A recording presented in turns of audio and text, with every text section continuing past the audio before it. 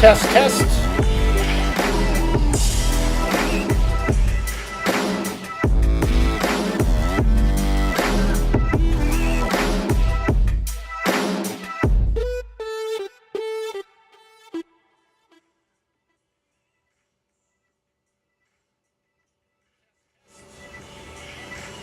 Test, test.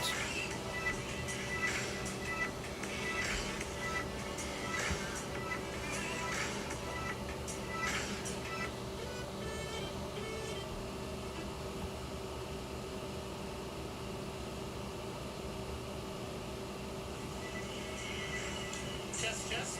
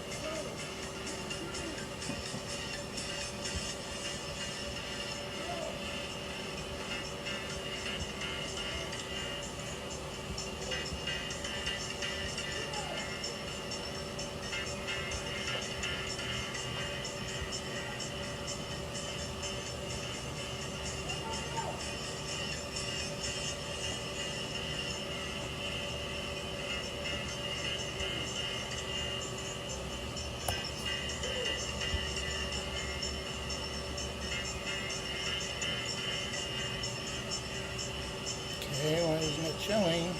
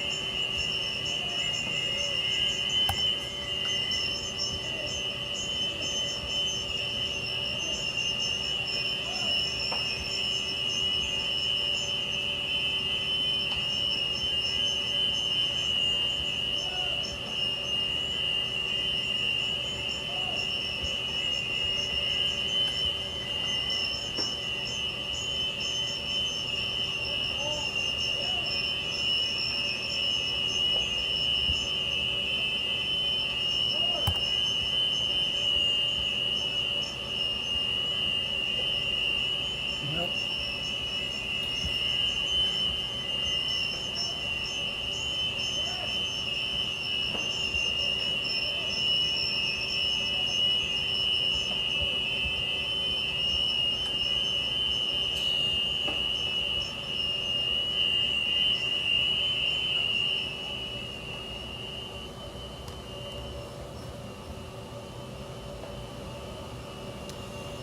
Test, test.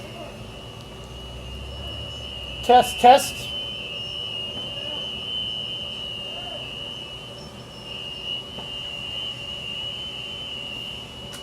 Test, test.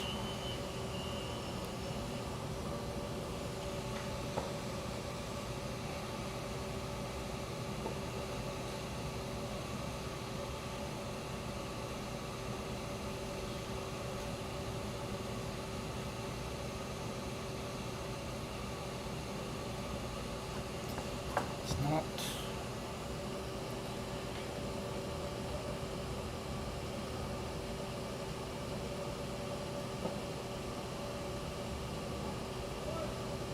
How many subscriptions are you paying for? Rocket Money finds sneaky or forgotten subscriptions and makes canceling them as easy as clicking a button. On average, Rocket Money users save over $720 a year. Here's how it works. Just open the app. That Go might to the reoccurring be tab. the right and one. here, you can see all your reoccurring subscriptions. Tap on the subscription Well, actually, to I cancel. Then tap cancel I'll use now. my card, And so I you're get done. it. Subscription canceled. If I was taking No that. confusing websites, no auto renew, no long hold times. Want to save up to $720 a year? Don't wait. Get Rocket Money right now. That is the right one. Does that work?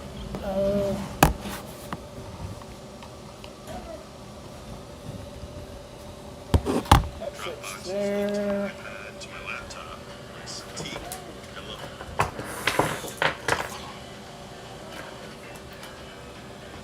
Here's the.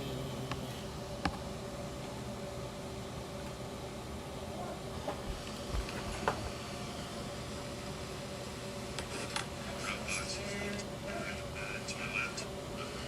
T.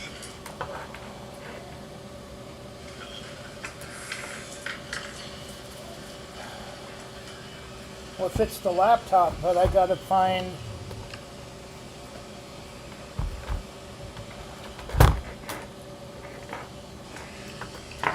Test, test.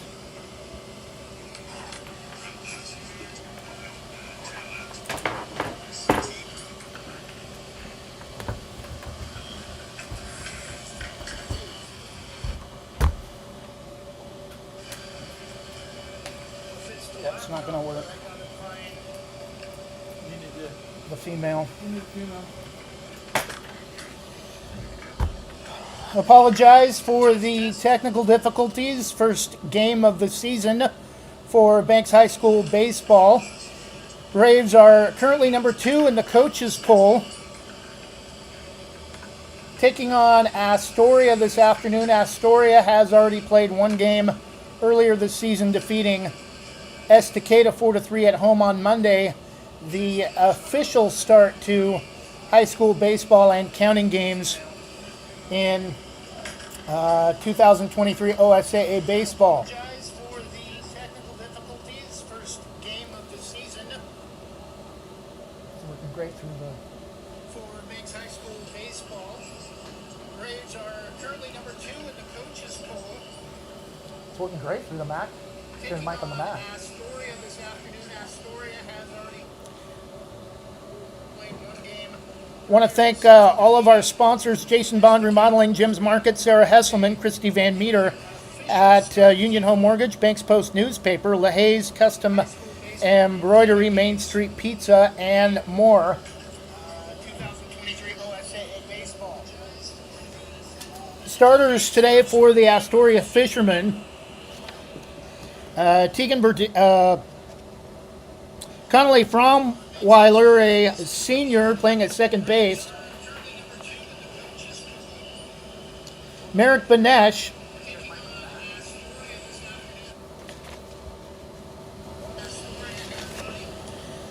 Playing at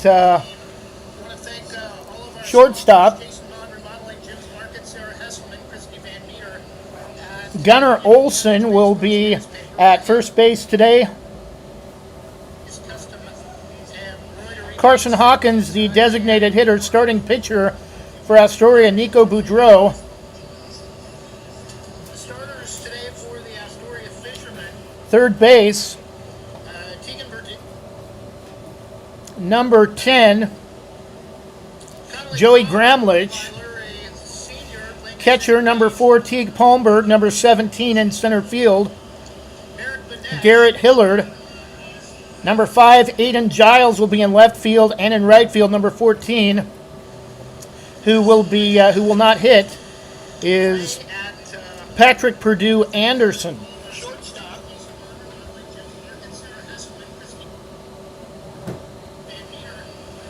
Gunnar Olsen will be at first base today.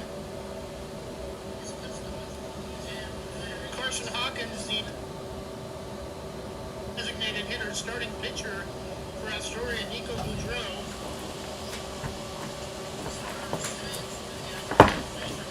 Third base, number 10, Joey Gramlich. Catcher, number 4, Teague Palmberg. Number 17 in center field, Garrett Hillard. Number 5, Aiden Giles will be in left field, and in right field, number 14, who will not hit, is Patrick Purdue Anderson.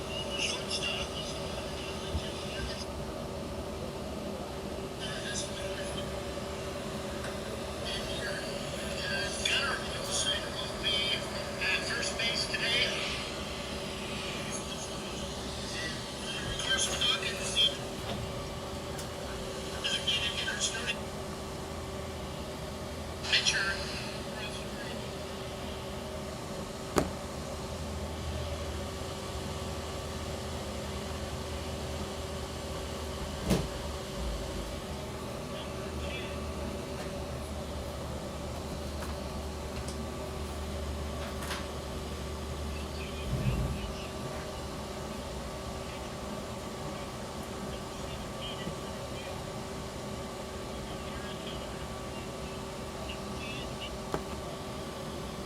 We're going to take a quick break and be back with the lineups in just a moment. Want to give your kitchen or bath a fresh new look? Jason Bond Remodeling has over 20 years experience fabricating and installing stone countertops and can upgrade your home with the countertops of your dreams without the dreamy price tag. They pride themselves on quality and customer satisfaction. They also offer cabinet installation and will do their best to beat any bid by 10%. Based in Washington County and will service most Portland area locations. For quality kitchen and bath remodels, call Jason Bond Remodeling at 503-430-0145.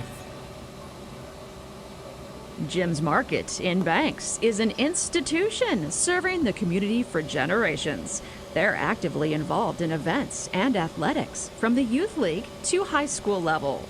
Let them serve you with their locally grown fresh produce, fresh bakery items, including custom cakes, and quick hot food from their in-store deli. Jim's Market, conveniently located at the south entrance to Banks.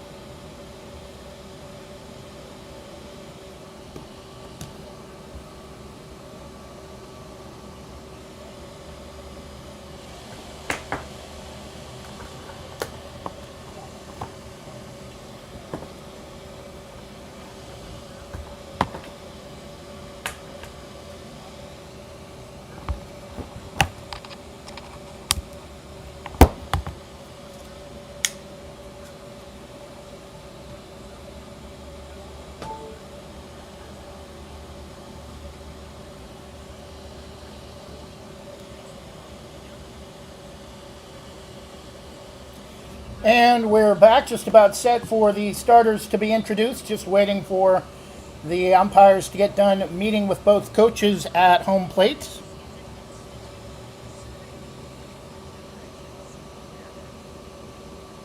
We'll have the starters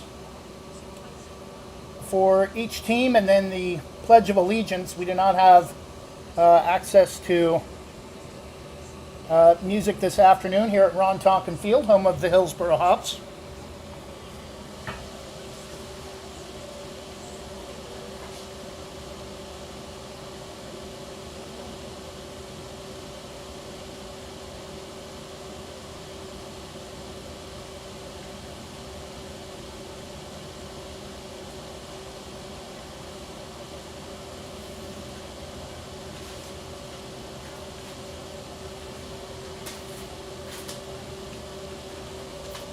Good afternoon, ladies and gentlemen, and welcome to today's OSAA baseball game between the 4A Astoria Fishermen and the 3A Banks Braves. First, let's meet the starters for the visiting Astoria Fishermen. Number 9, a second baseman, Connolly Fromweiler. Number 11, playing at shortstop, Merrick Banesh. Correction, third base. At first base, number 7, Gunnar Olson.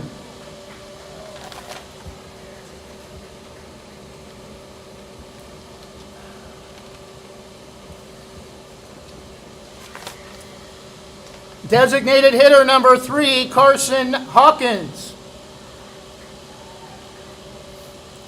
Starting pitcher today for the Fishermen, number 2, Nico Boudreau. Playing at third base, number 10, Joey Gramlich. Playing behind the plate, number 4, Teague Palmberg. In center field, number 17, Garrett Hillard. In left field, number 5, Aiden Giles. And playing in right field defensively but not hitting, number 14, Patrick Purdue Anderson. Astoria is coached by Glenn Fromweiler and assisted by Lingstad and Lambert.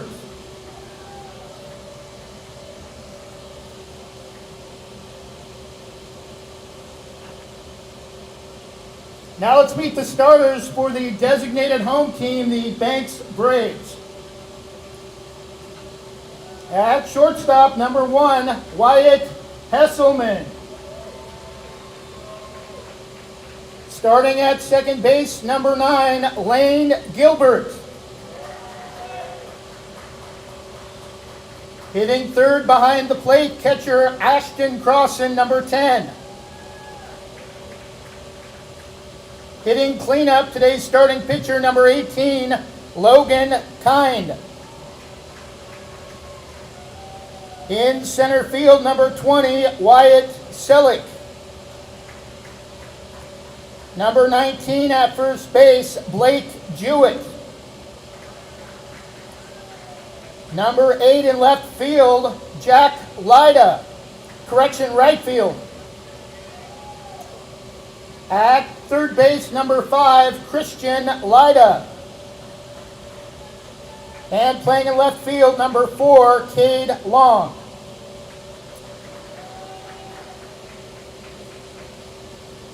Ladies and gentlemen, will you please stand and remove your hats for the playing of today's national anthem?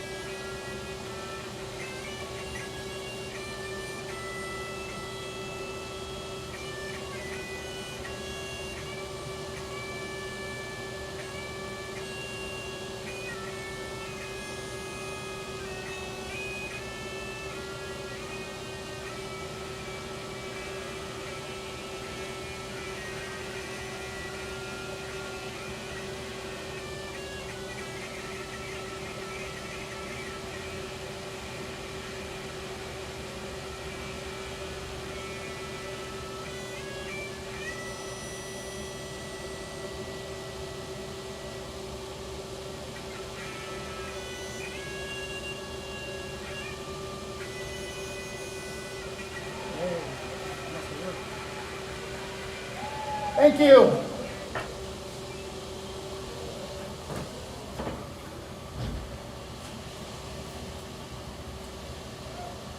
Leading off for Astoria, number 9, second baseman Connolly Fromweiler.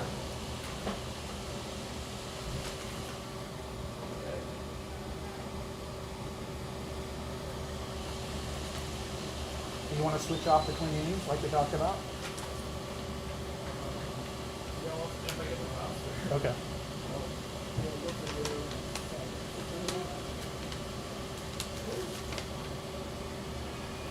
I have the roster, by the way. Oh, okay. Getting the start today for the Braves will be number 18, Logan Kind.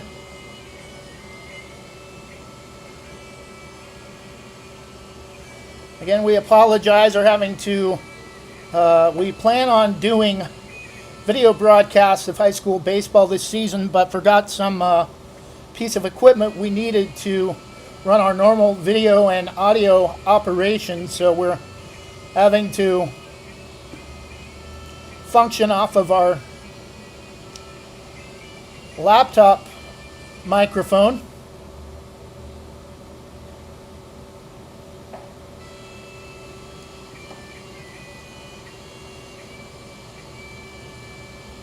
Braves in their home white uniforms, navy blue pinstripes, navy blue numerals with gold, Vegas gold trim, navy blue hats with Vegas gold bills.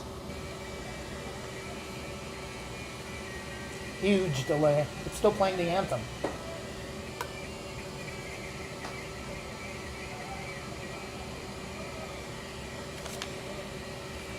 At the plate for Astoria, number 9, second baseman Connolly Fromweiler.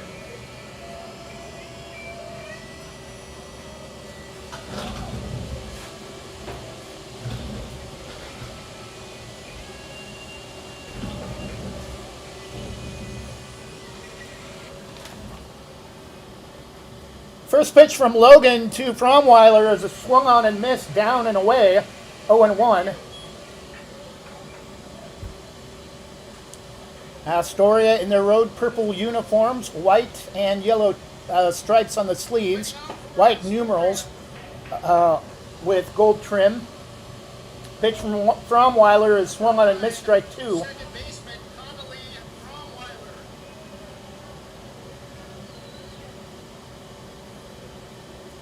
Logan kicks, left-hander delivers, misses way inside, nearly hit him. 1-2 the count. Fromweiler steps out of the left side of the batter's box momentarily to take a couple practice swings. He is set, the 1-2 delivery. Strike 3 called. Bring him up on the outside corner. First hitter of the 2023 season is a K for Logan Kind. Now batting for Astoria, number 11, Merrick Benesh. Getting the start today for the Braves will be Shortstop Merrick Benesh at the plate. Logan Kind delivers. Pitch drops off the plate, low and away outside, ball 1. And we apologize for having to, we plan on doing video broadcasts of high school baseball. The 1-0 pitch swung on and flared back off the top of the net, just off the right side of home plate, 1-1. On our normal video and audio operations, so Again, Astoria with a 4-3 win at home over Estacada on the official opening day on Monday. 4-3. Logan Kind, the 1-1 misses low and away, 2 balls and 1 strike.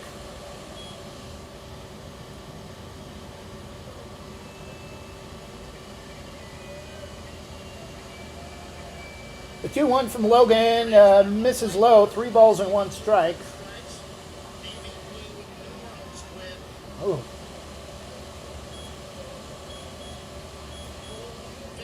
Correction, 2 balls and 2 strikes the count. Logan takes his time trying to get the right sign. Kicks and delivers, misses way inside, down low. Count is full, 3-2.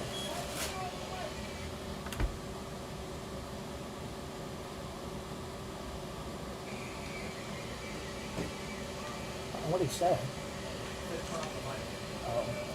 the plate for Astoria, number 9, second baseman, Connolly Rottweiler. 3-2 pitch is swung on and missed. Strike. Must have just got a piece of it. Count remains full 3-2. Banesh still at the plate.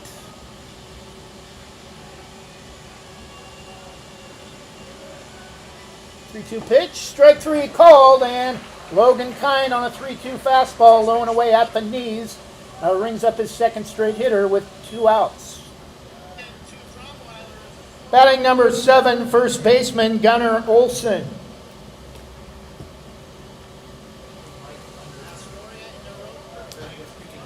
Okay.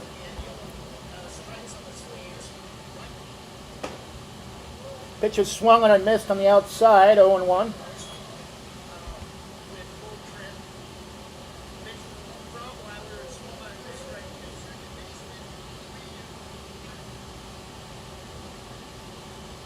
The 0-1 pitch from Logan Kind, drop ball called, strike 2, right across the heart of the plate, 0-2.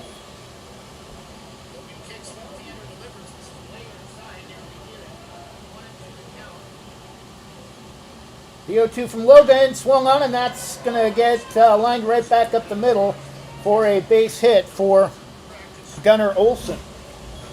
Just a seeing-eye single there by Olson. Batting number 3, designated hitter Carson Hawkins. So Astoria with a 2-out line drive on a hit back up the middle. 2 outs, runner at first. Logan looks at first, kicks to the plate, misses way outside, may have been a pitch out.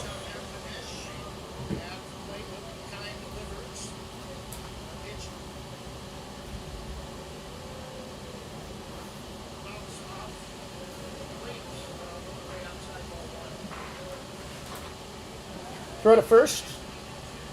Keeps the runner close. 1 ball and no strike to Carson Hawkins, the Fisherman designated hitter. Logan looks at first, looks again, kicks and fires. Pitches upstairs, 2-0.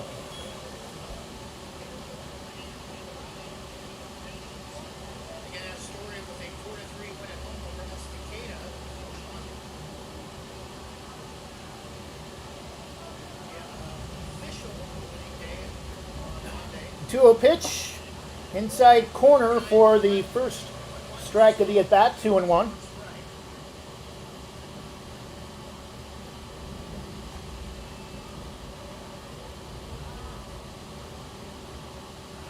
Throw to first is going to get away from Jewett, and that's going to allow Gunnar Olson to get over to second in scoring position with 2 outs and a 2-1 count.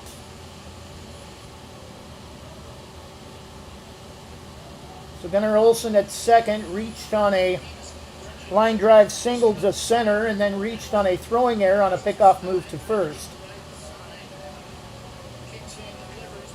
Logan fires, left-hander, that one's lifted foul out of play. Evens the count 2-2 off the concourse up the first base side.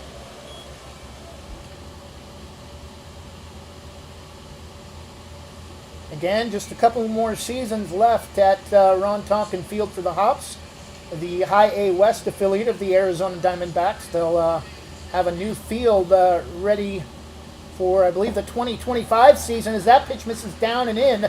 Swung on for strike 3. Logan Kind strikes out the side but does allow a 2-out single up the middle. Runner reaches in scoring position but does not reach past second base. After half an inning,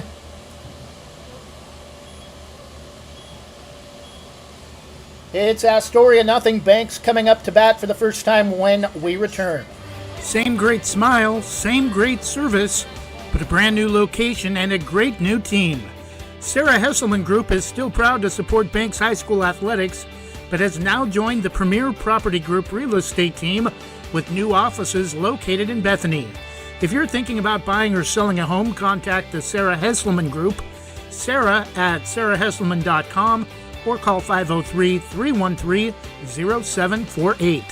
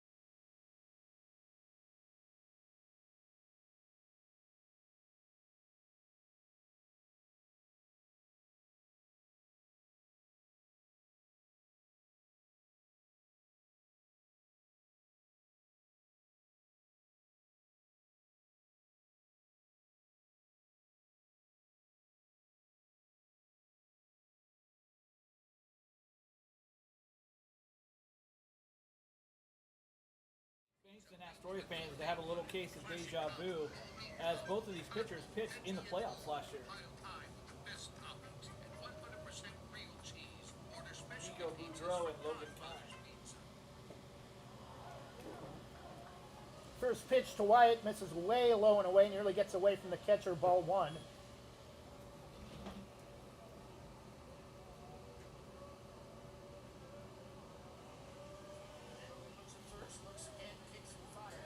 Wyatt taking all the way that time, evens the count, 1 ball and 1 strike.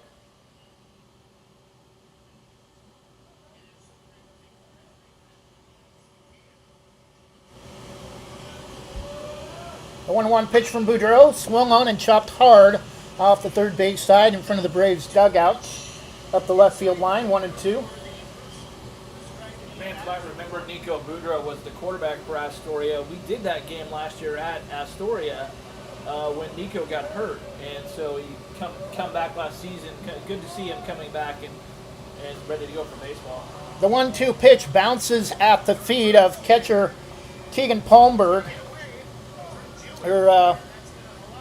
Teague Palmberg, 2-2.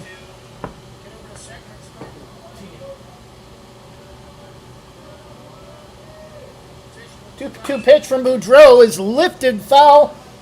Huge power on that swing, home run distance, but well out of play. Again, a little bit deeper, but off the left field line over towards the football side of the complex here at Hillsborough Stadium.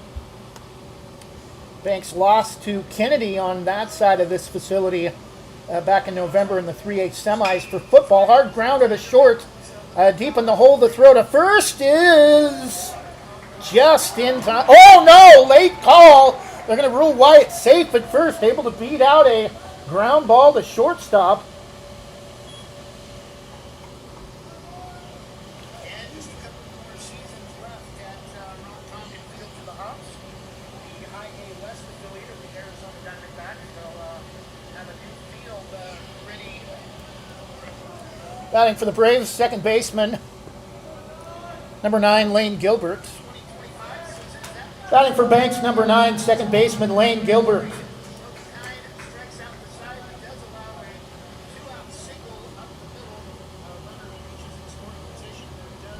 Throw to first. Oh, gets away, and Wyatt's going to reach second easily. And no throw. Banks has a runner in scoring position, nobody out. It's Astoria, nothing. Banks coming up to bat for the first time. Playing up the return. Same great smile, same great service. A brand new location and a great Yeah, I don't. Something's going on with YouTube. Pitch misses outside, ball one.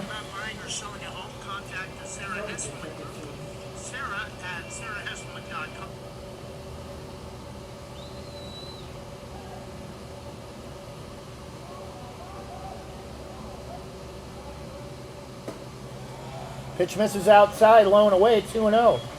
Got business receipts? Snap them on the fly with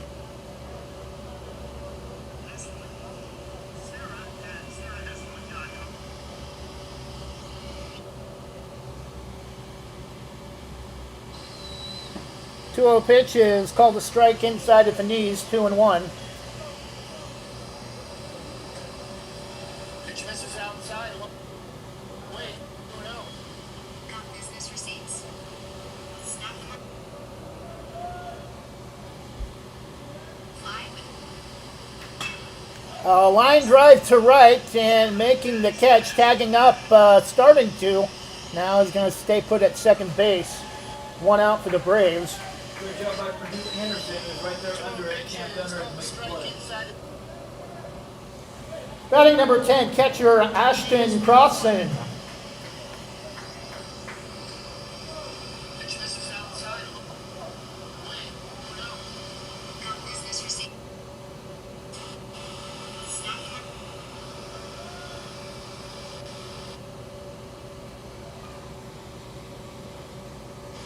fly with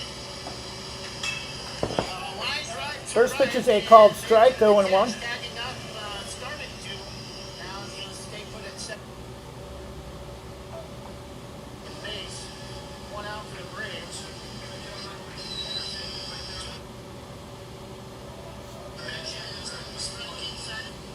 The 0-1 pitch from Boudreau, low and away, gets away from Palmberg for a moment. 1-1. Crossan gets a long look at getting the signal straight from Banks head coach Jim Baumgartner at third. Pitch is swung on and foul tipped off the face mask of Palmberg. 1 ball and 2 strikes.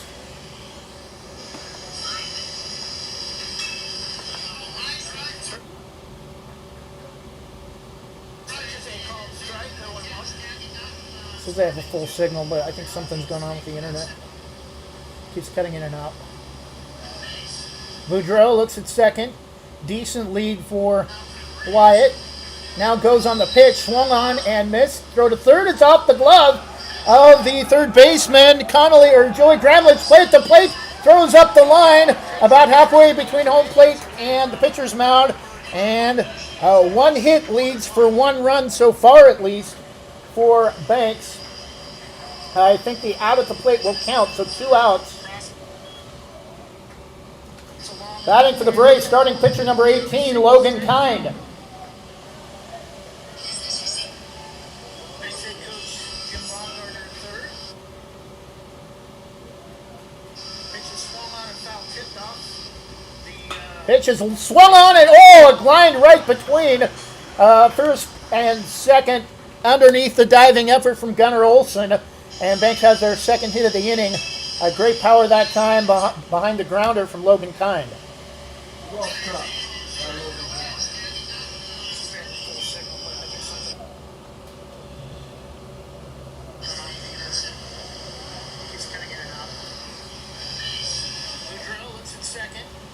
Batting for the Braves, center fielder Wyatt Selleck. First pitch is upstairs, ball 1.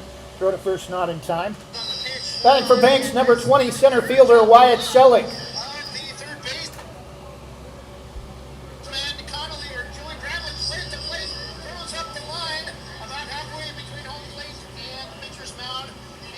Pitch is inside, ball 2 to Wyatt Selleck.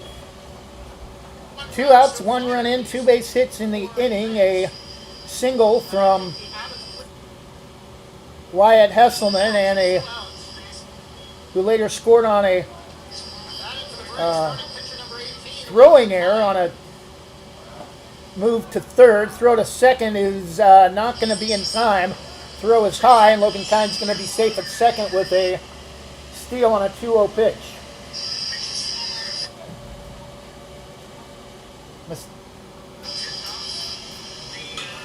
So it's 2-0 or 2-1. First and second underneath the diving effort from Gunnar Olsen. And Banks has their A 2-0 pitch swung on and missed. great power that time behind the grounder from low 2-2.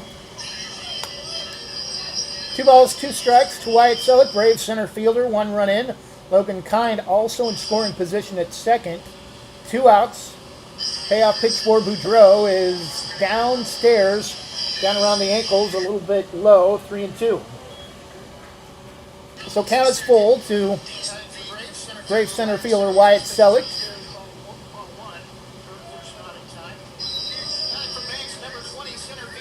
Pitch is swung on and lifted foul up the first base side out of play. Count remains full. 3 balls and 2 strikes.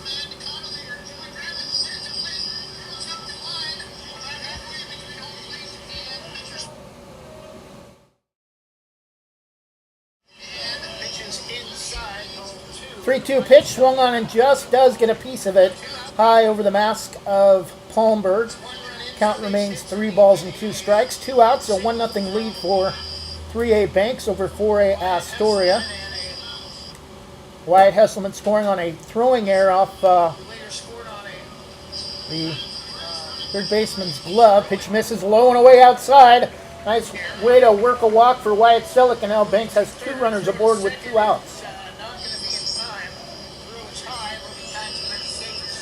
Batting for Banks, number 19, first baseman Blake Jewett.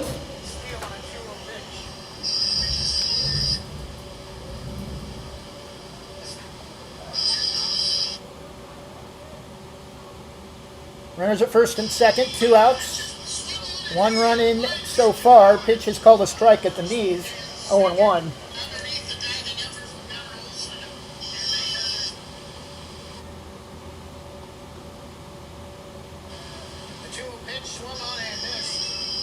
The 0-1 from Boudreau misses low and away outside, 1-1.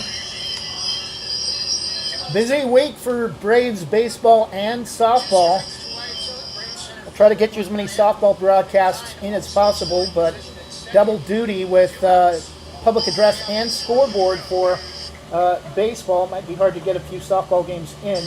2-1 the count now as that pitch misses low and outside. We'll be back here at Ron Tonkin Field for Tillamook on Friday. Boudreau line drive back over the head of the second baseman. Blake Jewett's going to pick up an RBI, at least 1. He'll be held up at first. An RBI single, maybe 2 on the play. They got him in a, nearly thought he was going to get caught in a rundown, but 2 RBI single for Blake Jewett, and it's now 3-0 Banks.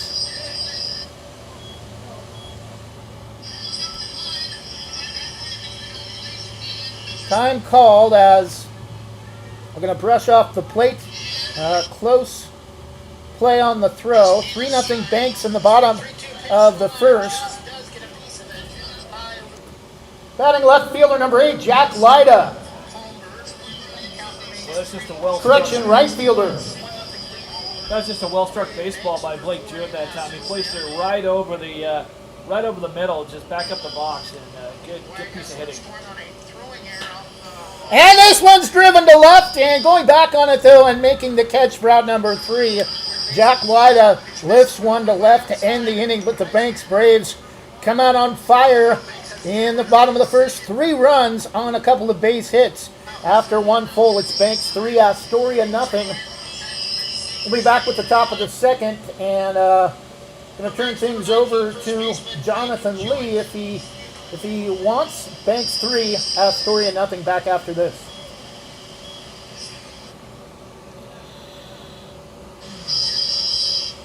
Your local lender, Christy Van Meter at Union Home Mortgage, is here to walk you through every step in purchasing your new home. Christy and her team bring trusted knowledge and years of experience to make your home loan financing process an enjoyable one. If you're in the business or have questions about purchasing or refinancing your home, call Christy Van Meter at Union Home Mortgage, 503-327-5302, or visit uhm.com/kvanmeter. Union Home Mortgage, official sponsor of the PBR. Union Home Mortgage promises cap. Christy Van Meter is licensed in Oregon 1700271, Washington MLO-1700271, and Arizona 1039867. Union Home Mortgage is an equal housing lender, NMLS number 2229. I don't think this is going to be a 10-run game. Estacada's normally good, and if Astoria's normally good.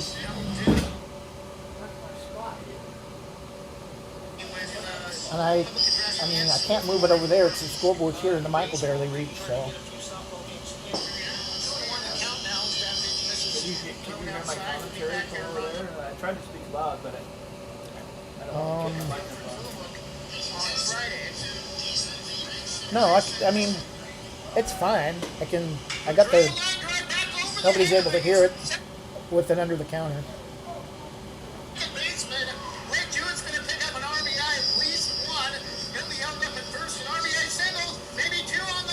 That's not what the lineup says.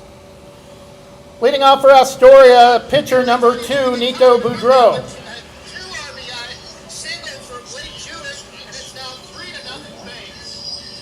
That's wrong. Are we back? Huh? Are we back? Yeah. Oh, I forgot you're taking over every other inning. Rush off the plate. Close play on the throw. 3-0 Banks in the bottom. 3-2 first. Back to the top of the second inning here at Ron Tonkin Field. Banks back in the field after putting up a 3 spot in the bottom half of the first inning. And here comes the delivery from Logan Kine. Swung on and belted back to the screen behind home plate. Nico Boudreau is the hitter for Astoria. The fifth man in the order. Fifth man in the order for Astoria. Got a count of 1-1. Here's the delivery from Logan Kind. It is outside. Great job, a frame job by Ashton Crossan trying to frame it up. It was right there on the corner, but it was, outside and a little bit high, too. So 2-1 to Nico Boudreau. Here's the kick and the pitch from Logan. That's on the inside corner. Strike 2. Waited for the umpire to make the call, and he correctly waited to check on it and made it. It's 2-2. Here's the delivery from Logan. That's fouled back to the screen. Good job by Nico Boudreau to stay alive here and flail a pitch back to the screen. Count. 2 balls, 2 strikes. It's full. Looks like it's full now. 3 balls, 2 strikes to Nico Boudreau. Pitcher on pitcher. It's a payoff pitch, and that is on the inside corner, called a strike 3. Nico Boudreau kind of gave the umpire a little bit of help as he was walking towards the plate, but no, he rung him up. You're done, son. Batting second for Astoria, number 10, Joey Gramlich, third baseman. That now the third backwards K of this game for Logan Kine, and 4th strikeout, and now just an inning and a third of work. Next pitch is upstairs, high and outside by Logan Kine to the hitter Joey Gramlich. Joey Gramlich, the third baseman for Astoria. The 1-0 from Logan Kine. Outside corner, strike 1. Evens the count right up to 1 ball and 1 strike. Logan really working the outside today, Trevor. Logan gets his sign. Here's the kick, the 1-1 on its way, swung on and fouled back to the screen behind home plate. So it's 1-2. So Gramlich falls behind here to Logan Kind after Logan got himself in a little bit of a jam this at bat, falling behind the hitter early on, but now has worked it back to 1-2. As his sign, here's the kick, the 1-2 on its way. It is on the low end of the strike zone, strike 3 call. That is now the 4th backwards K for Logan Kind, and he's feeling it. At the plate for Astoria, catcher number 4, Teague Palmberg. Teague Palmberg, see what he can do against Logan Kine, but Logan has set down now 5 of the 6 batters he's faced. His pitch is inside and low for a ball. Teague Palmberg, number 4. Back to that purple jersey. Here's the high kick from Logan. Swung on and missed. Going for that high corner was Palmberg, and he missed it. Reaching. But that's what'll happen when a pitcher is working that outside corner, and then Astoria, pardon the pun, starts fishing for it. Here's the 1-1, and that's swung on and missed. Strike 2. Nasty curveball.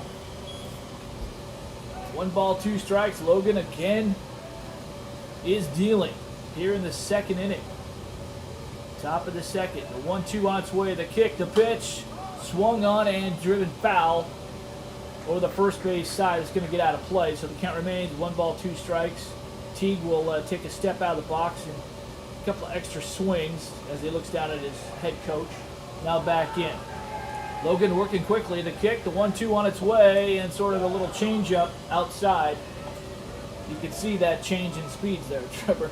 Yeah, defensive battery hasn't had to work much today. I think so far at least, every out recorded has been via the strikeout for Logan Kine.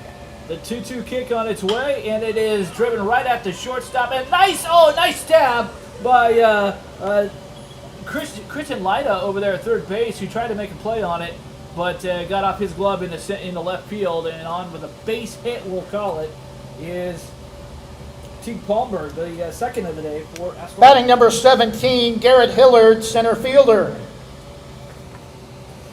Yeah, that ground ball kind of wound up in no man's land right between shortstop and third. And I think if somebody had maybe made a play on that a little bit sooner, they might have had a better chance of recording the out. Throw to first is high. Oh, sorry.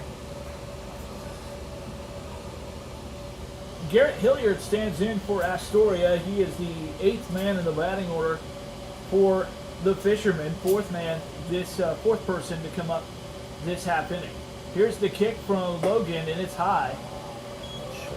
And for a ball. 1 ball, no strikes? Yeah, that's wrong. I know it's at least 1 ball. I think it's 2-0. I think it's 2-0. Logan checks the runner at first. Here's the kick. The 2-0 on its way. Fouled back to the screen behind home plate, and it now goes to 2-1. Runner down there at first is Teague Palmberg, who just hit the 2-out single. Kind of disrupt Logan's groove that he was in there in the second inning. See if Logan can find that again. 2-1 count. The kick, the offering, downstairs. Ball 3. 3-1. This is now the first time that Logan has really had to labor to an at-bat really in this game so far. He's been cruising. Logan comes set it at the chest. Now a little throw over to first base. Back in time is Palmberg diving back. Yeah, the only real chance so far Astoria's had offensively is on bad throws on pickoff moves at first. Logan is ready to go. Checks the runner, the kick, the pitch. Swung on and missed. Strike 2. Actually, he got a piece of it. Fouled it up over the head. So runs the count full now. 3-2. See if Logan can settle down and put this guy away, as he has 5 other Astoria batters today via the K. Logan comes set. The 3-2 on its way. And it is lined into right field, giving chase on it. That's going to go foul, though. Watching it go foul is the Banks right fielder, Jack Lida. Set the defensive adjustments for you here momentarily. Haven't really had a chance to do that. Jack Lida playing right field. Wyatt Selleck in center, and Cade Long is in left. Here comes the payoff pitch. Nope. Going to be a throw back over to first by Logan, and back easily is Teague Palmberg, diving back in safely. 3-2 with 2 outs here in the top of the second. Banks leading 3-0. Here's the kick, the pitch. It's up high, ball 4, and the first walk issued by Logan Kine. He lost him.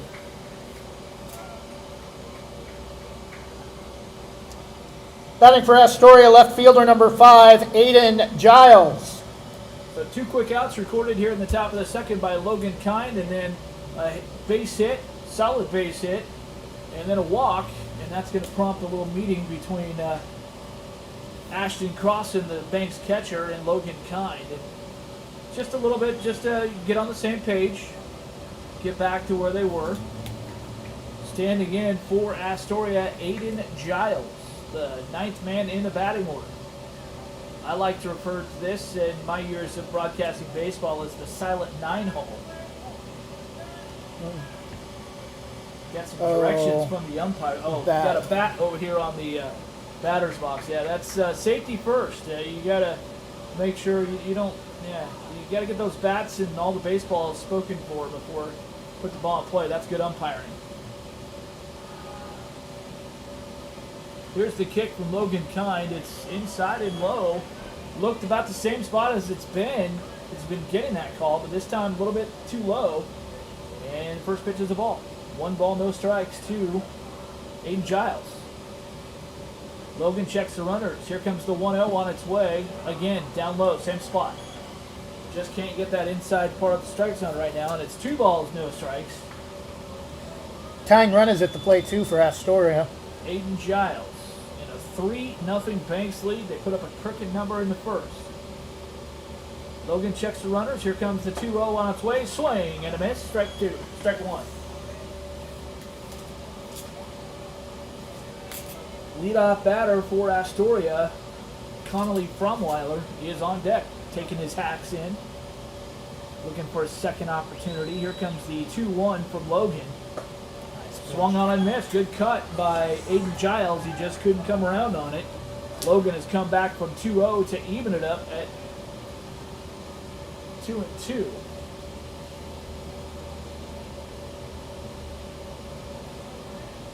Logan looking in to get the sign. Comes set. 2-2 on its way. That is a solid hit right back up the box into left center field. Going to get down. Going to score 1 run. And that's all they're going to score. A solid base hit for Aiden Giles out of the 9-hole with an RBI single, scoring T. Palmberg from second. And that'll send Hilliard to second. Batting for Astoria, second baseman, number 9, Connolly Fromweiler. Fishermen on the comeback trail here in the top of the second inning. Now 3-1, Banks still in front. 2 outs, but still got some business on the base pass. Here's a pitch, nice looking pitch by Logan Kind to Connolly Fromweiler, right on the outside corner, strike 1. Connolly took a couple of hacks outside the batter's box, now back in. Logan checks the runners, the kick, the pitch, high again, a little change up again on the outside, and it floats too high. Evens out the count, 1 ball, 1 strike. Logan peers in, gets the sign. We'll talk about that in a moment. Here comes the 1-1. Swung on and missed, strike 2. 1 ball, 2 strikes. Yeah, in the rules this year, it says that even if a catcher is not giving signs to the pitcher must still peer in with his left foot to basically make believe. Here comes the 1-2.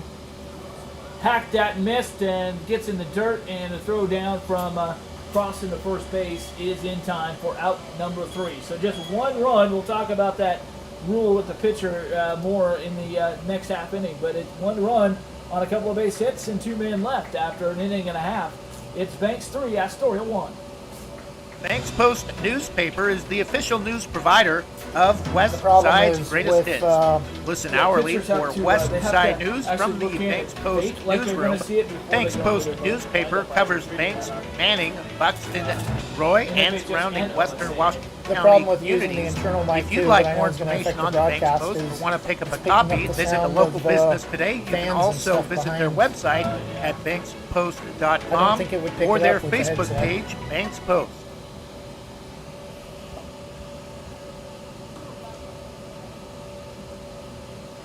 I just turned off trying to monitor it. We're broadcasting, that's all we can really, the other stuff, the delay and the echo and stuff, there's not really. Okay? I think so. It just, the delay and stuff is, I can't listen to that.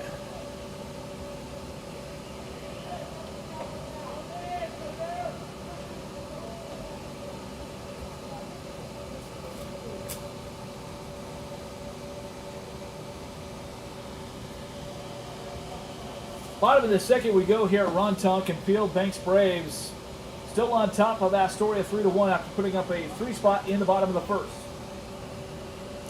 Leading off for Banks, third baseman number 5, Christian Lyda. As you heard Trevor with his PA duties here at the all Banks home games, Christian Lyda will lead things off for the Braves. Cade Long is on deck, and then Wyatt Hesselman back to the top of the order for the Braves. We're ranked number 2 on the coaches poll that came out a couple of days ago. Today's softball poll just came out for all classifications in Oregon. Banks Braves, number 9 on the 3A softball coaches poll. Yeah, I know they had an opening loss, 13-7 to Dayton earlier in the week. Also ranked number 10. So very two good ranked teams there, good programs. First pitch is taken for a ball. Here comes the second pitch from Nico Boudreau. It's high and outside. Also known as high and away. 2 balls, no strikes. To the hitter, Christian Lyda. 2-0 on its way. Good eye by Christian. Down low, 3 balls, no strikes. If I'm Christian, I'm taking this one as well. Time is now called. Christian asks for time, steps out. As something might be up, as Coach Joe is having a chat with the on-deck batter as well. So nice to see Cade Long back in action after pulling an ACL. First game of the season for high school sports in Banks, and a win at Astoria for football. 3-0. Looks like Nico's on its way. Here it comes. And that's up high. Good eye by Christian Lyda to get the 3-pitch walk. Batting for Banks, number 4, left fielder Cade Long.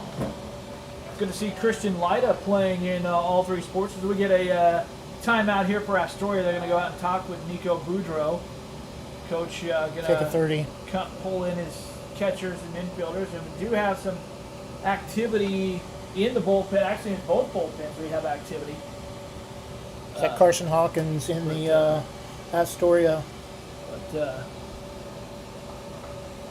it's a short meeting. We're about ready to wrap it up. Good to see Christian Lyda playing in baseball as well. He also played in basketball. Of course, he's the quarterback of the football team. Got hurt in the playoffs. Just good to see him back and playing all 3 sports this year. Didn't do that last year, but maybe his cousin Jack persuaded him to come out and play baseball. Filling some holes from some of the seniors from last year. Christian's been a long-time baseball player for Banks. Lane Gilbert will likely be the starting quarterback next year for Banks, also playing for the Braves at second base. Now standing in for Banks is Cade Long. That's the first pitch. It's gonna go. Kind of 1 ball, no strikes to Mr. Long. I think we got an issue with Palmer. Got something in his eye, I think. Yeah, that's never feels good.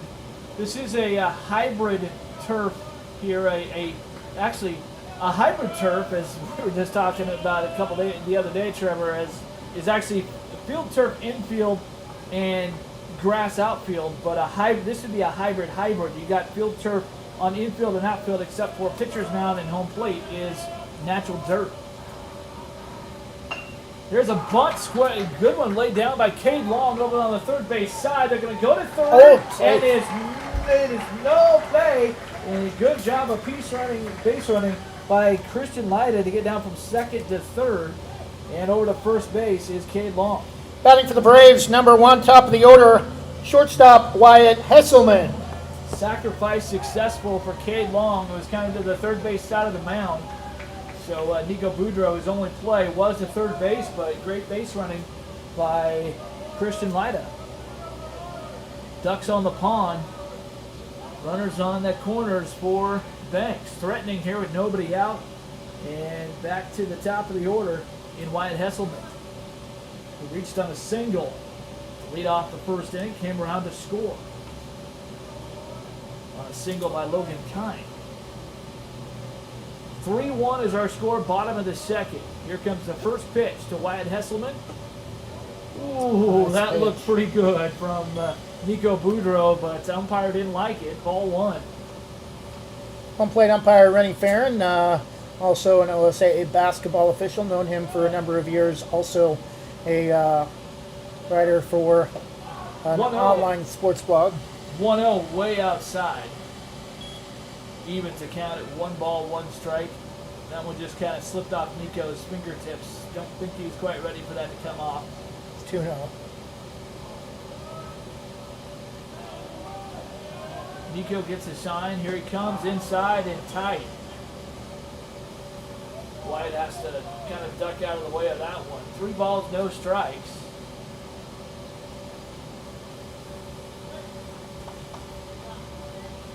Should be 2-1 as there was the first pitch was a strike.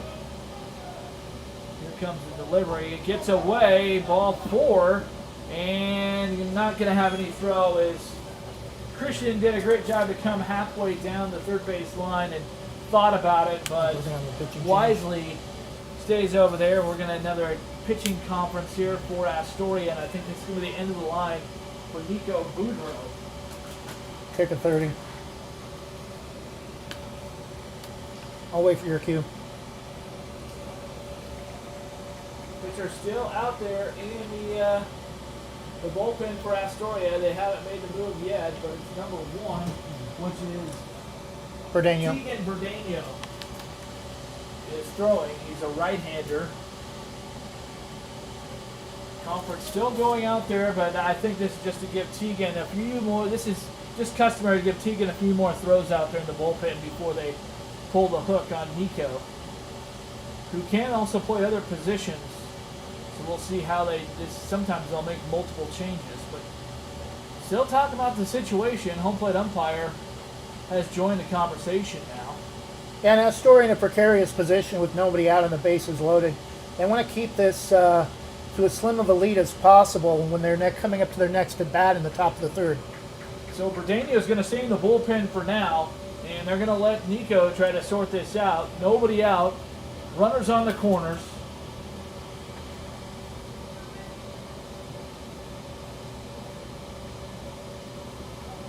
With Lane Gilbert up.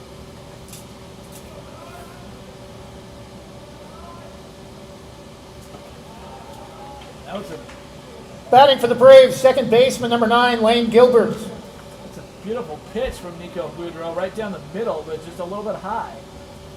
1 ball, no strikes. Bases are loaded. 1-0 is upstairs. Nowhere to put Lane Gilbert.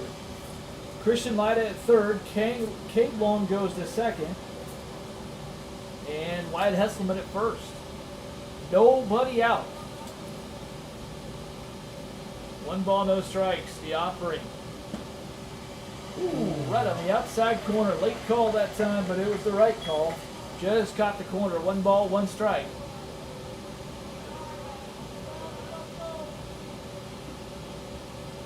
Nico comes set from the stretch. The kick, the 1-1, outside, ball 2. And now Nico Boudreau is really in a spot now with 3 balls and a strike to Cade Long. He is a ball away from walking in a run. He needs to find the strike zone here. The kick, the 3-1, right down Broadway, strike 2. That was a beautiful pitch that time to reach back by Nico Boudreau. I don't think there's a Broadway in Astoria, but there is in Seaside. Here comes the payoff pitch. Swung on and belted to left field, going up in chase. It's the left fielder. Nope, that's going to be caught by the center fielder for Astoria, Hilliard. But tagging and scoring is Christian Lyda, and the Braves put another run on the board. It's 4-1 here in the bottom of the second. It was? No, I don't think it was cut. Was it cut?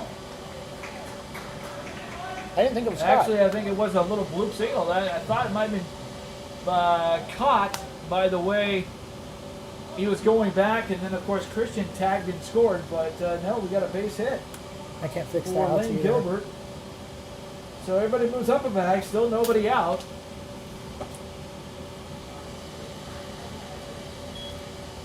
Kind of an interesting spot here today with all the equipment failures.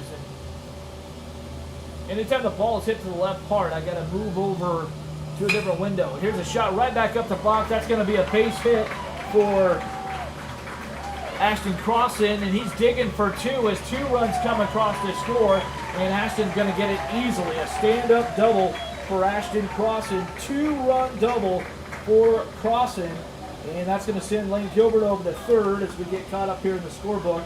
Wyatt Hesselman scores, and Cade Long scores from second. 3 more here in the second, 6-1 Banks. Correction to the scoreboard, there are no outs in the bottom of the second.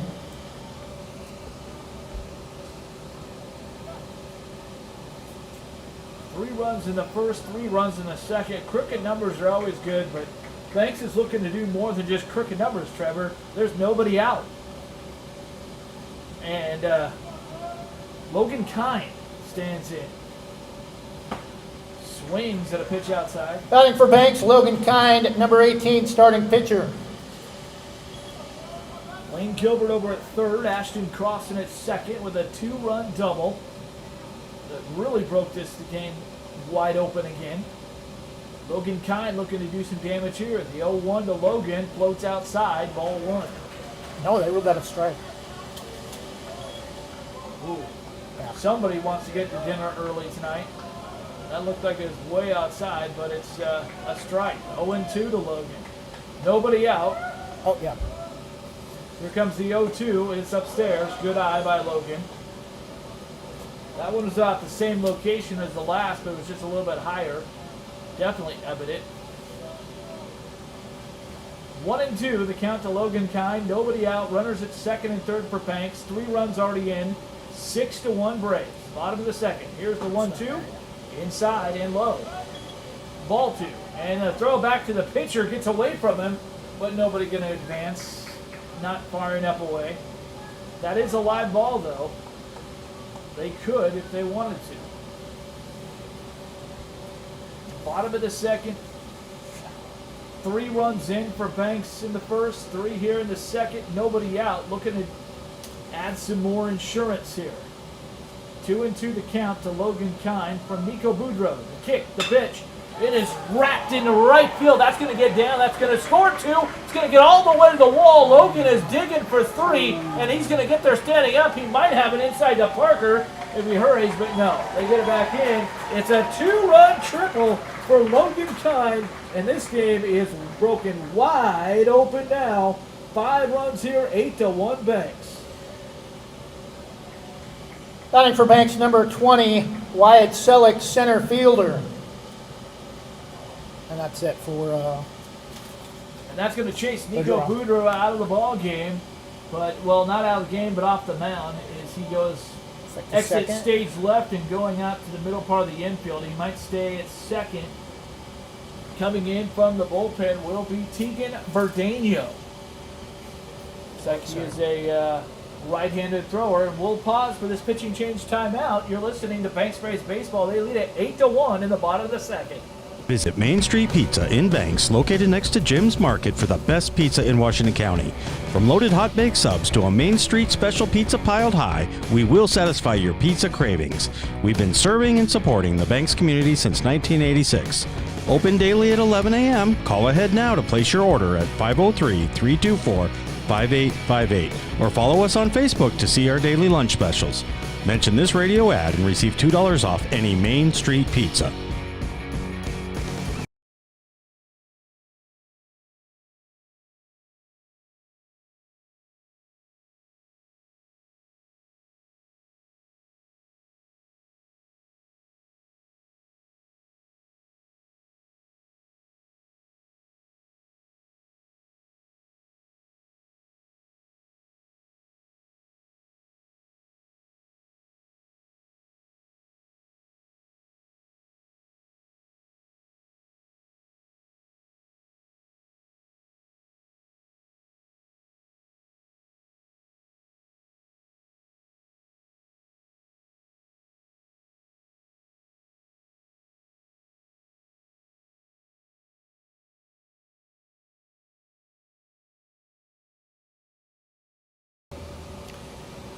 And we're back top of the third inning, or still the bottom of the second. Turn things over to Jonathan Lee here in just a moment.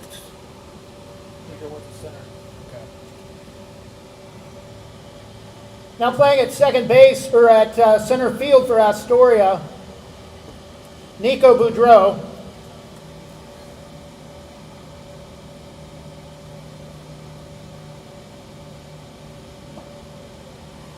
Again, coming to the plate after the pitching change for Banks, number 19, first baseman Blake Jewett. Correction, number 20, Wyatt Selleck, center fielder. I got confused because they were both in the batter's box.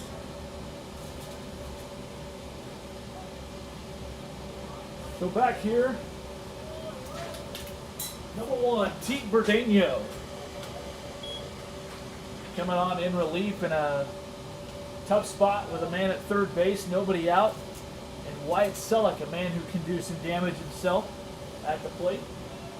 First pitch is a strike. Here's the 0-1. It's down low and right there. Low part of the strike zone, 0-2.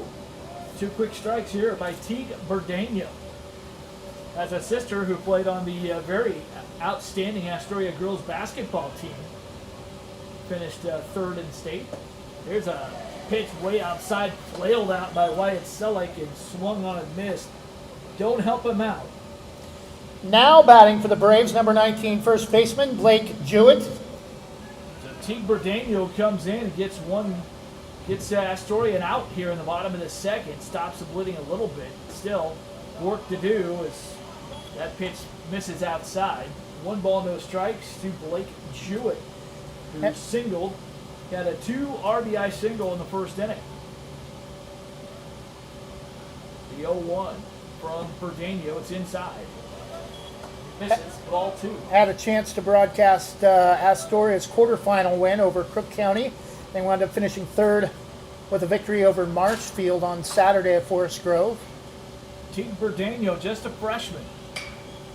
This 2-0 is fouled off to the right side. Out of play. 2 balls and a strike to Blake Jewett.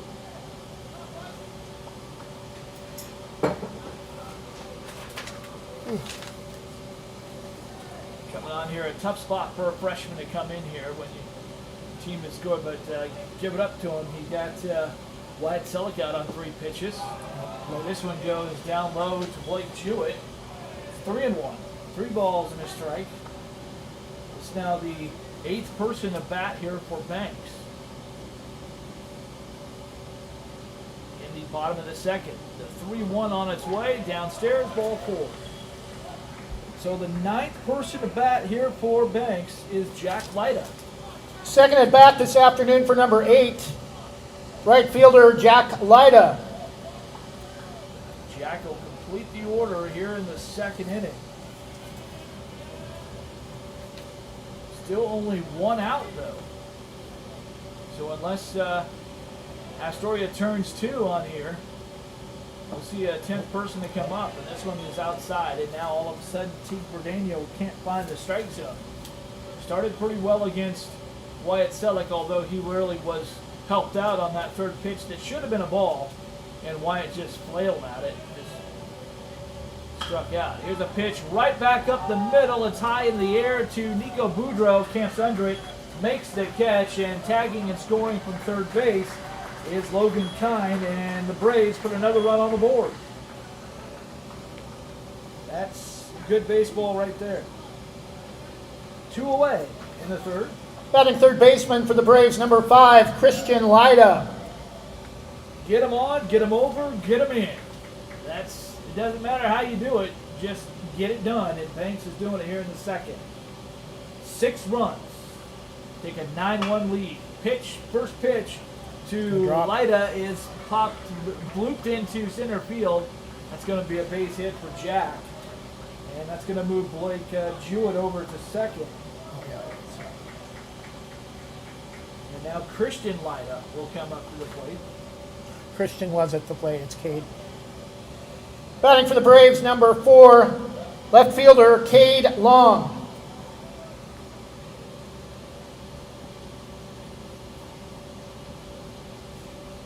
Get another column here.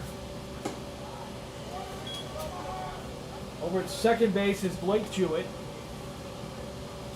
Christian Lida at first with the base hit. He's now 1 for 1 today. He also had a walk. Second pitch fouled away from Cade Long.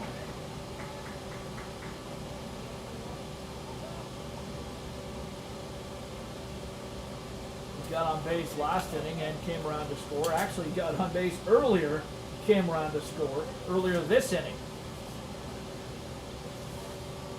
Count 1-1. Now it's 1-2 as he fouls this one. Just got a piece of it. 1-2. Teague Berdano, the freshman pitcher out there for Astoria, on in relief of Nico Boudreau. Book is closed on Nico though. That's a good pitch for Berdano. Swung on and missed. Strike 3. Down goes Cade Long, and we are out of the inning at last. The Braves put up 6 runs. They lead it 9-1 over Astoria to the third inning. Trevor Beard. Scoggins Creek Coffee is proud to offer delicious hot drinks and delectable breakfast items too. Visit their 2 locations in Gaston and Yamhill Carlton. Open 7 days a week, Mondays through Saturdays until 5 and Sundays until 3. Make sure to ask about their weekly specials and visit their Facebook page. Scoggins Creek Coffee, 503-985-3483.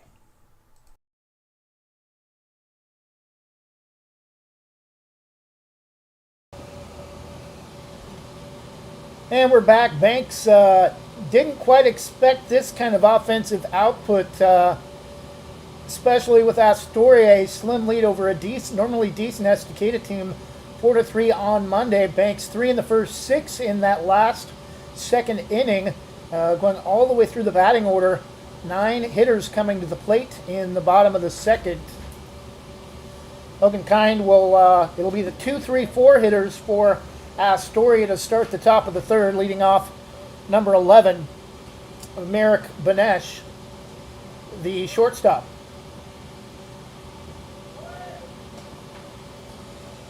Leading off for Astoria, number 11, shortstop Merrick Benesh.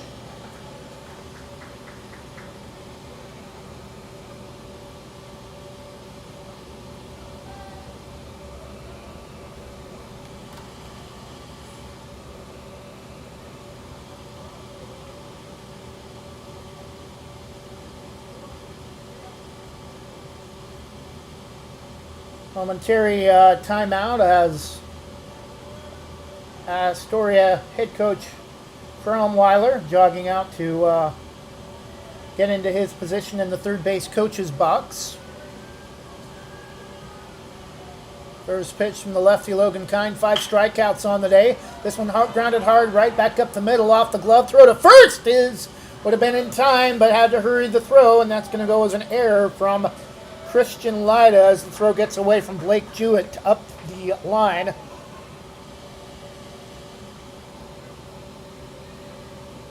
So leadoff base runner aboard for Astoria in the top of the third. Batting for Astoria, first baseman number 7, Gunnar Olson.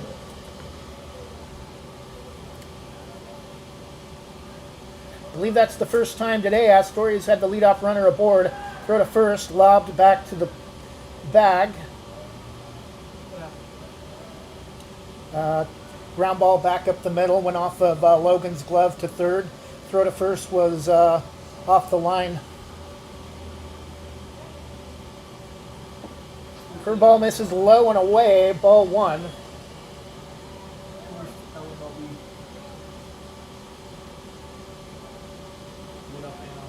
Oh, okay. I know LOB is left on base. I think that one missed as well. 2-0. 2-0 the count to Merrick Benesh. Logan Kind has only given up 1 walk today, struck out 5. Looks at first. Nice job to frame it by Ashton, but just misses outside. Count 3 balls and no strikes. In danger of giving up just his second walk. Runner at first is Banesh. 3-0 pitch is taken all the way at the knees, 3-1. Again, 4 of the first 5 for Banks against former Kawapa League foes. Kawapa League was where Banks was for many years as a member of the 4A classification. Tillamook on Friday. That pitch misses low and away, ball 4, and that's the second walk for Logan Kine. So now Astoria down 8 runs, but in business with runners at first and second. First 2 hitters reach, and we're going to have time called as Braves head coach Joe Baumgartner is going to come out and have a discussion with Logan Kine. Still a commanding 8-run lead, but this more, I think, just to get him settled down and back in the groove he was in to start the game. He struck out 5 of the first 6 hitters he faced.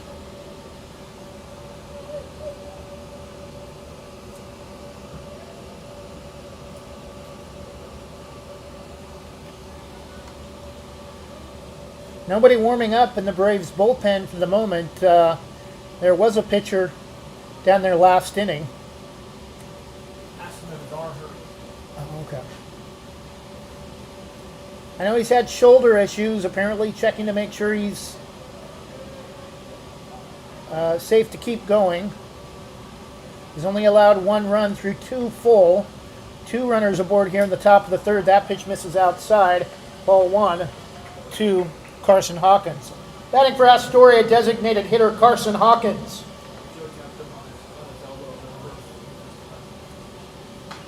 Pitch is fouled straight back, evens the count 1-1.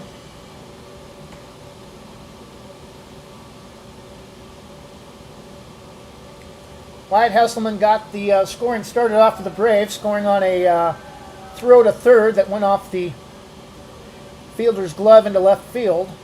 The 1-1 from Logan, a check swing, did not go on a pitch a little bit high. 2-1, only went about a quarter of the way. Check from the infield umpire says no swing.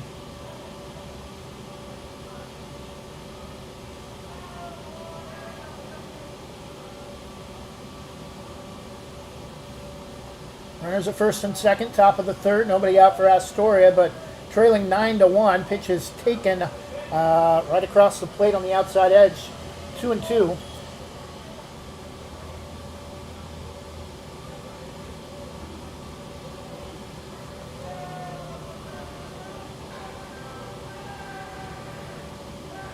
From Logan, kicks and fires, misses down in the dirt. Count is full, 3 balls and 2 strikes.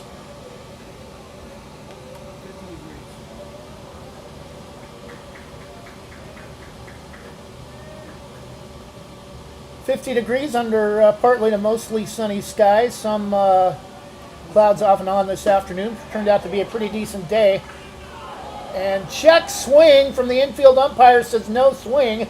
As Hawkins was already headed to the dugout, he thought it was a strikeout as well. And now the bases are loaded for Astoria, and that's going to draw another visit from head coach Joe Baumgartner. They're going to bring in Blake Jewett to take over on the mound for Logan Kine, so his day is done, allowing just 1 run, striking out 5. Had some shoulder issues entering the inning, and Blake Jewett headed to the dugout from first, but he has not come back to the mound yet. Maybe swapping gloves. We do not have. Now Blake comes back out onto the field. New pitcher for the Braves will be Blake Jewett when we come back after this on Westside Mobile Media. Specialty Screen Printing in Yamhill offers your business the creativity and expertise to print your logo on a variety of items. Owners Ken and Linda Johnson have 40 years of experience on industrial parts and every type of material, including ceramic tile. Their fast service can have your project done in less than a week. Visit their website, specialtyscreenprinting.com, to see for yourself how they can help you boost your company's marketing and industrial screen printing needs. Call 971-998-9274 or visit their website, specialtyscreenprinting.com.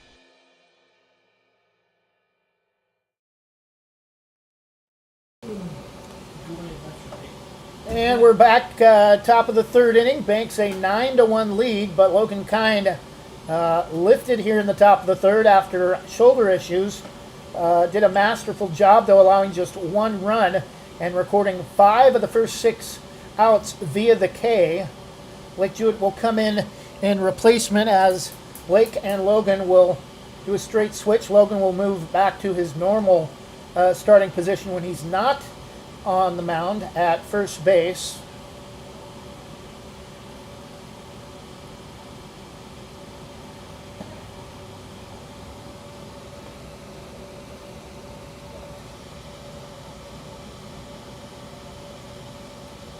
First batter Blake Jewett will face is starting pitcher Nico Boudreau, now moved to center field. Batting in the top of the third for Astoria, starting pitcher Nico Boudreau, now playing center field. New pitcher for the Braves, number 19, Blake Jewett.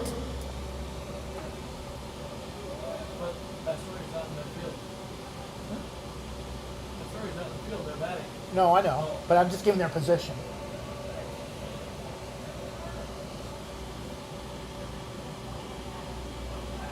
Astoria, great job to try to get a little bit closer, down 8 runs in the top of the third, trailing 9-1. First pitch from Blake Jewett misses way outside, ball 1.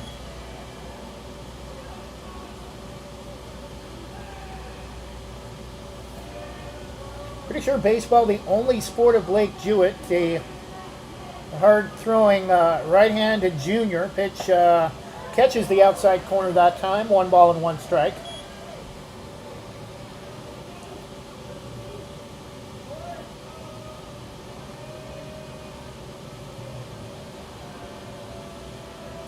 One pitch is just outside, 2-1. Still nobody out for Astoria, bases loaded. Weather-wise, nicest day we've had in quite some time. Temperatures could reach 60 by Saturday. Pitch swung on and missed that time, down and away. Evens the count, 2 balls and 2 strikes. 2-2 the count. Blake Jewett facing Nico Boudreau for Astoria. Braves a 9-1 lead in the top of the third. Pitch is outside that time. Boudreau able to work the count full, 3-2.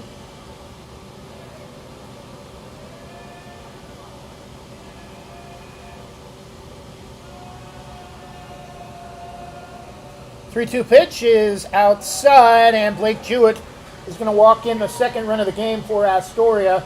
Bases are still loaded with nobody out.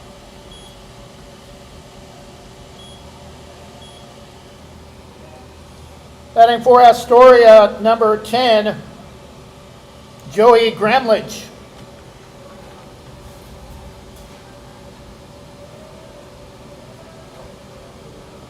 Wow.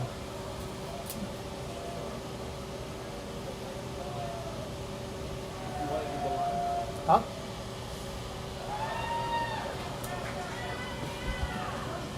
And pitch gets away from Crossan, and that's going to allow... pass ball. That's going to allow Olsen to score.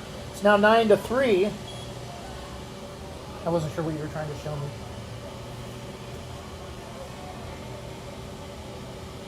The line on Logan Kind. Oh, okay. 2 innings pitch for Logan Kind. Allowed just 3 hits, 1 run.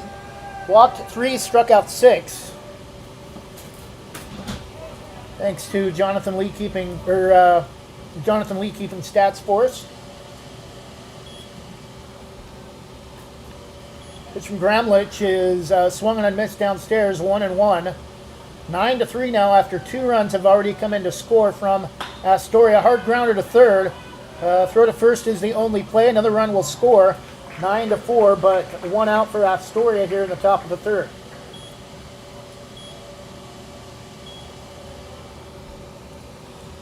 Batting for Astoria, catcher Teague Palmberg. He had a couple of different options that time. He could have either stepped on the base or went home with it or went to first, but I think going to first is the right thing there because the runner probably was going to score anyways. And, I mean, you do have a runner 90 feet away from home. There's kind of a catch-22 when you got the sacks full there.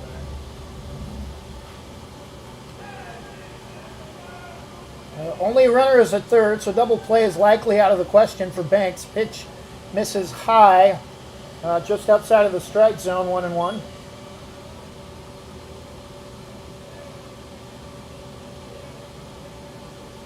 Banks 3 in the first, 6 in the second. Astoria 1 in the second, 3 here in the top of the third. Still only 1 out. Pitch that time able to bring it just down into the top of the strike zone.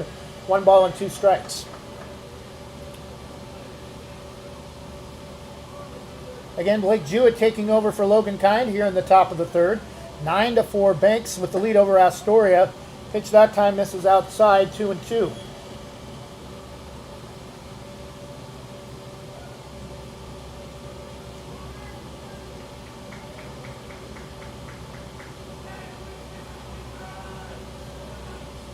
Two-two pitch swung on and missed in the dirt. Throw to first is in time. Throw back to the plate is not in time. And now 2 outs, and Astoria has picked up their 4th run of the inning and are now within 4 runs at 9-5.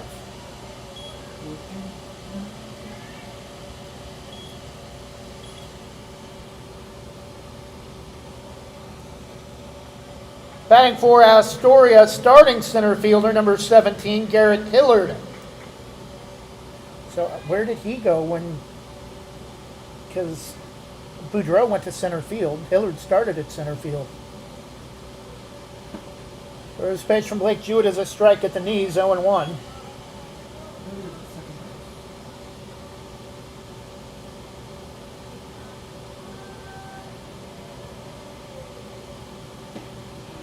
Pitch from Jewett, a strike at the knees, 0-2. 9-5 Banks in the top of the third. Jewett working on his first K of the inning. Pitch is swung on and missed on a pitch off the plate. Throw down to first is in time on the drop third strike. We head to the bottom of the third. It's now Banks 9, Astoria 5. We'll take a 30-second break and be back after this from GorgeNet ISP. There's a new premier fiber internet provider in Vernonia featuring friendly and helpful customer service. Sign up with Gorge Networks today for symmetrical speed fiber internet, 300 meg or 1 gig speeds with managed Wi-Fi included in the low monthly price. No contracts or price increases. Refer a friend and get a free month of service. Make the switch to Gorge Networks today. Call 541-436-0223. You can also email us at sales@gorge.net.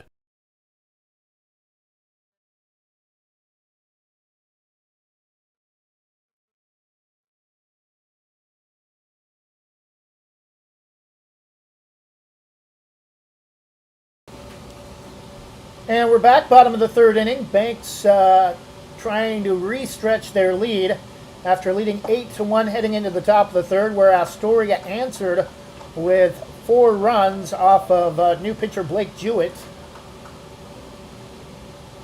But to be fair to Blake, he did enter the game with the bases loaded after a shoulder issue for Logan Kind.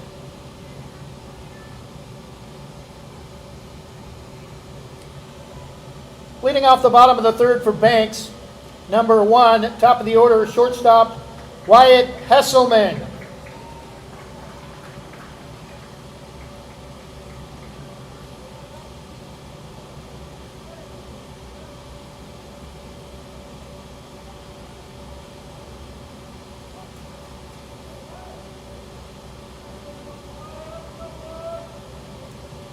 First pitch to Wyatt, high up in the strike zone. He lifts it straight up to shortstop, able to make the catch is Benesh for out number 1. So 1 pitch, 1 out here in the bottom of the third.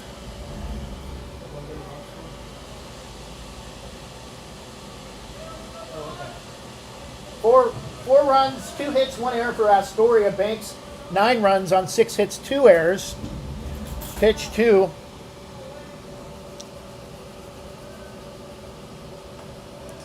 Lane Gilbert misses way in off the plate. He's going to get all the way to the backstop, 1-0. Oh, yeah. Correction, 5 runs for Astoria, 4 in the top half of the third. That pitch misses downstairs as well. Batting for Banks, second baseman number 9, Lane Gilbert.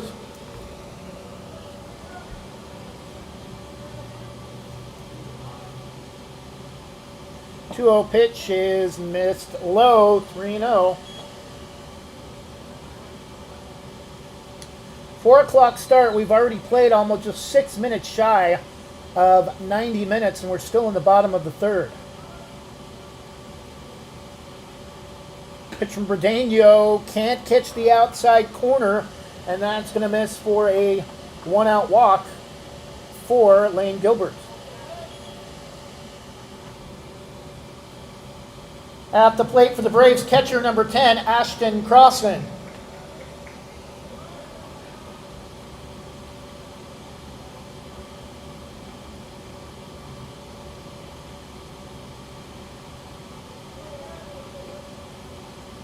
And pitch is going to get off the catcher's shin guard and get all the way to the backstop. And Lane Gilbert's going to easily reach second.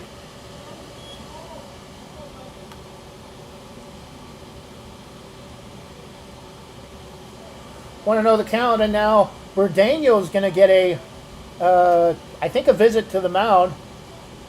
Fromweiler comes all the way out near the first base line, but now he's going to back up and retreat to the dugout.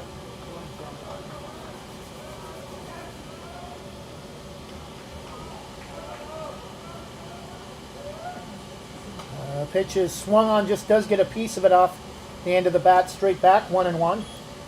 Glenn Fromweiler is sitting on a bucket of balls at the gate to the Astoria dugout up the first base side.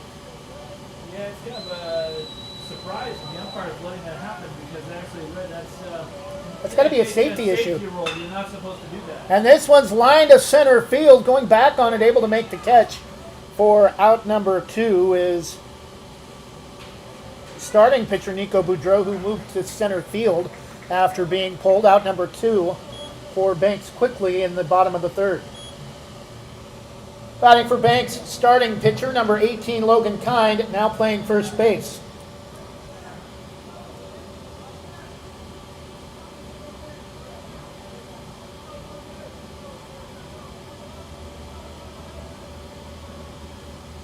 So 2 outs, Lane Gilbert, the lone runner, aboard at second, and Logan Kind, I think, got hit in the back, or it went behind him. Sounded like it made contact with something, and maybe it went off the glove of Palmberg. Logan's going to stay at the plate. Lane Gilbert does advance to third on the throw.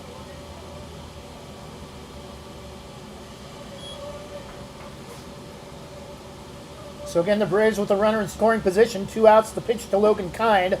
Misses low, 2-0.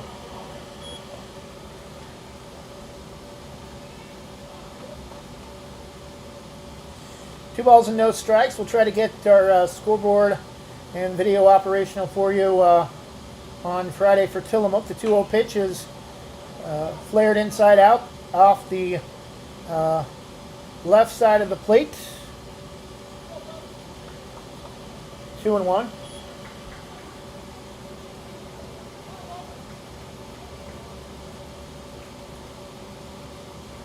(9-5) Braves a 4-run lead in the bottom of the third. Pitch is low and inside. 3 balls and 1 strike to Logan Kind. Astoria able to pull back within striking distance. A grand slam away now from tying the game, trailing 9-5. It was 9-1 entering this inning. The pitch is swung on, and say goodbye. Ooh, nearly knocked that one out of the park. It's going to be off the wall in right. That will easily score Gilbert, and Logan Kind will have his second triple of the game. 2 for 3 on the day. It's now 10-5 Banks with an RBI triple for Logan Kind with 2 outs in the bottom of the third.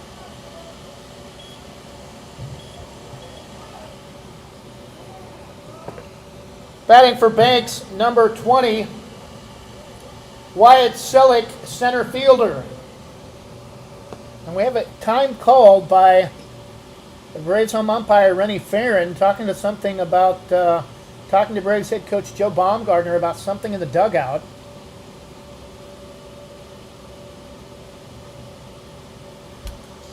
Appears to be just a warning at this time. Baumgartner talking to his players all standing at the top steps. Still 2 outs, a run in after a 2-out triple for Logan Kind a moment ago. 10-5 lead for Banks. First pitch to Wyatt Selleck is a swing and a miss, 0-1.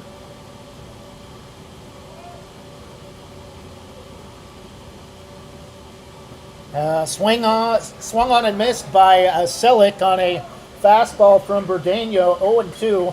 Looking for a payoff pitch to just allow the 1 run.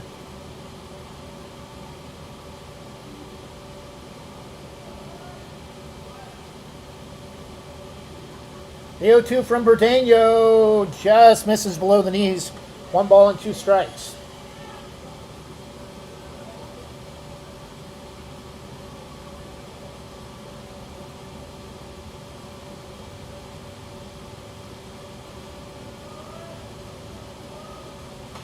Pitch is swung on and gets a piece of it off the neck of the bat straight back. Count remains 1 ball and 2 strikes. Wyatt Selleck trying to avoid being the last out of the 3rd inning.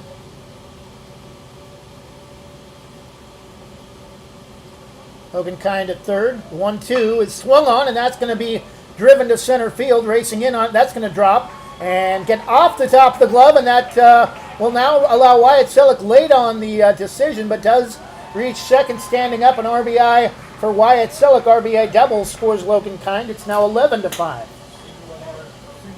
So a single for Wyatt Selleck and an error on the center fielder Boudreau. Batting for Banks, number 19, Blake Jewett, new pitcher. Switched places with Logan Kind at first. Pitch is just outside, ball 1. Batting for the Braves, number 19, new pitcher Blake Jewett.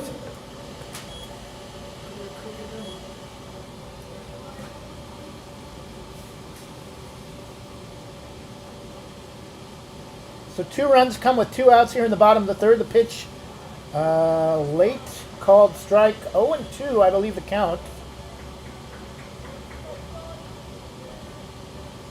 Oh, correction. 1 ball and 1 strike. 1-2. And that's ground right back to the pitcher. This should do it for the 3rd. Throw to first is in time, but the Braves answer the 4 runs from Astoria in the top half with 2 of their own in the 2nd and get it back to a little bit more decent-sized lead. Banks 11, Astoria 5. Top of the 4th we go.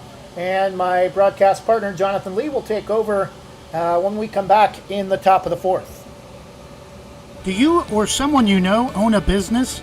As a local business ourselves, we know how important daily operations are, which is why we offer small dollar business loans for equipment, building upgrades, machinery, and more. The credit union even provides employee benefits for business members. Learn more at wanafcu.org or ask to speak with a commercial team member today. Again, to learn more, visit wanafcu.org.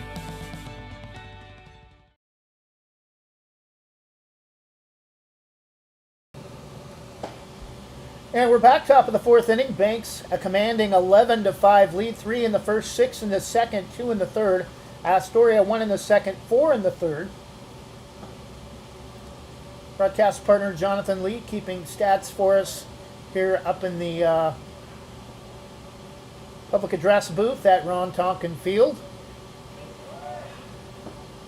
Due to the spacing issue and the configuration of the scoreboard and everything here, Jonathan and I are having to be spaced out a little bit farther apart, so just waiting for him to take over here in the top half of the 4th.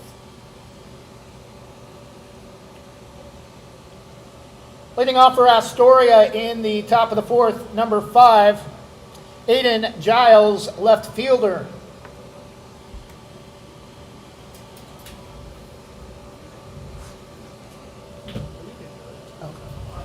I just wanted to give you a chance to at least go back and forth if you want. Okay.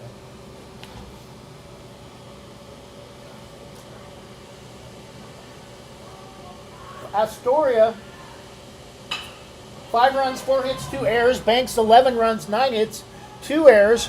Grounded by Giles to second. Throw to first is just in time for out number 1.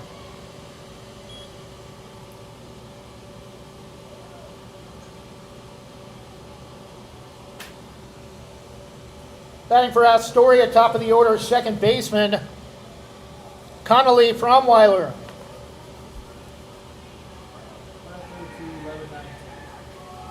So I'll be taking us the rest of the way. Jonathan and I will switch off innings on Friday. Pitch misses low, ball 1. A little bit of chatter coming from the Astoria dugout, trying to work a big 6-run rally here in the top of the 4th.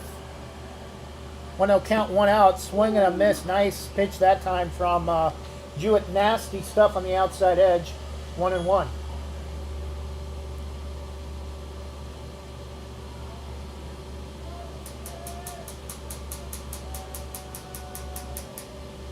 Pitch is swung on, chopped off the plate, is going to dribble foul up the third base side, 1-2. Blake Jewett kind of reminds me of Wild Thing, 80s baseball movie. Major League with, can't remember his name right now, Charlie Sheen. Wild Thing Vaughn. Rick Vaughn. Still 1-2 the count to Fromweiler. Last pitch was dribbled off the plate, foul behind the plate. This one again, it stays fair.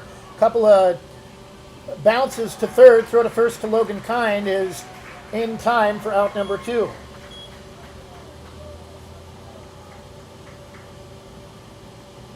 We've only had 1/2 inning without a run scored, and that was the first half for Astoria to start the game. 2 outs for Banesh. Batting for Astoria, number 11, Merrick Banesh, shortstop.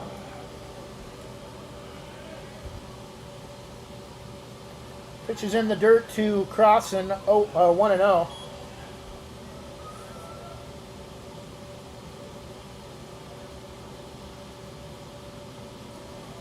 Banks will be playing in a much deeper district for 3A baseball next year. Looks like about 10 teams. Corbett and Westside Christian, I believe, have already played. Corbett won to open the season. 2-0 from Blake Jewett. Strike at the knees on the outer half. 2-1.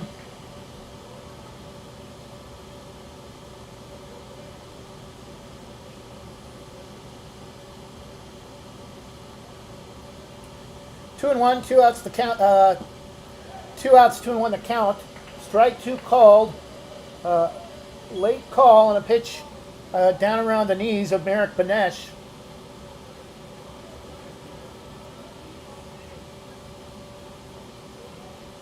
Banks looking for their second scoreless inning defensively.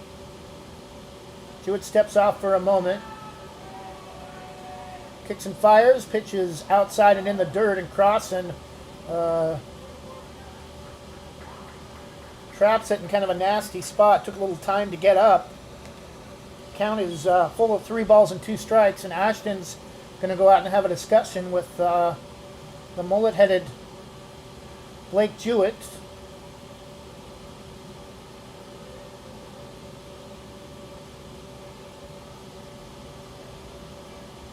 Three balls and 2 strikes. 2 outs, top of the 4th for Astoria. Braves an 11-5 lead. The pitch from Jewett, slapped to third, picked up by Lyda. The toss across low, but in time to get Banesh. And indeed, Banks keeps Astoria off the board here in the top of the 4th. After 3.5, it's still Banks 11, Astoria 5. Back after this 30-second break from In Likeness of You. In Likeness of You offers caricatures, face painting, temporary tattoos, indoor and outdoor games, arcade games, and even costume hero birthday events. Since 2013, they've even held corporate events for some of the biggest companies in the world.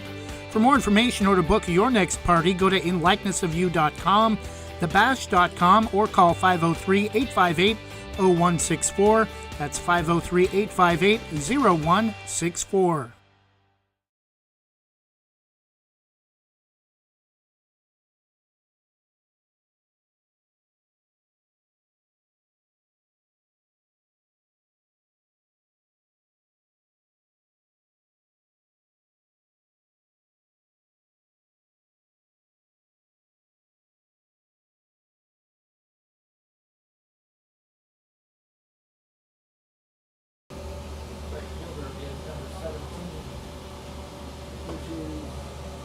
Moving from center field to right field, number 17, Garrett Hillard.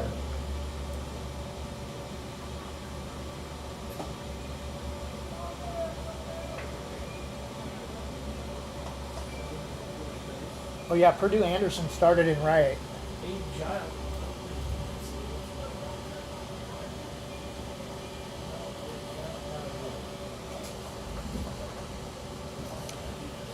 Leading off the bottom of the fourth for Banks, number 8, right fielder Jack Lyda.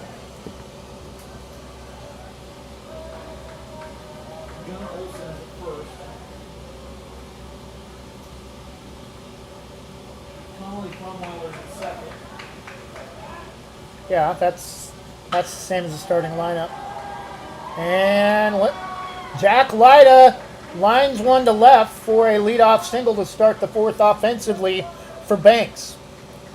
So one pitch and a runner aboard.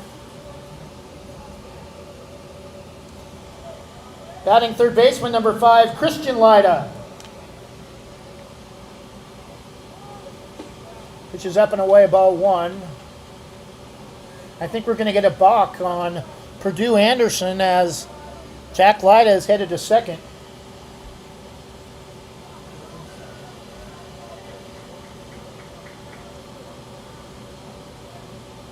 So I think officially it goes no pitch. Swung on and missed by Christian Lyda, 0-1.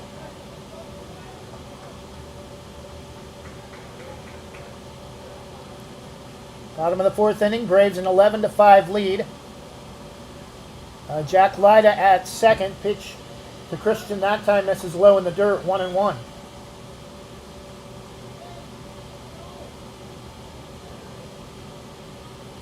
One pitch is strike 2 called with the knees, 1 ball and 2 strikes. Base hit should score Jack Lyda. Jack and Christian with decent speed, and this one is lifted to shallow left, coming in, it's going to drop. And reaching third, now getting away from the left fielder. Not far enough, though, to reach for Jack to score, but runners at the corners after a bloop single to left by Christian Lyda. Bottom of the order for the Braves, starting left fielder, number 4, Cade Long.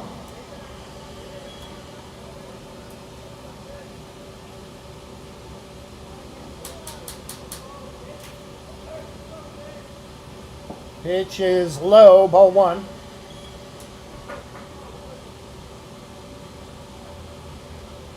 Had a decent mix of sun and clouds today. Nice start to the day, and then after lunchtime thought we might see some rain as clouds thickened up quickly, and now about game time, clouds are starting to lift here nicely.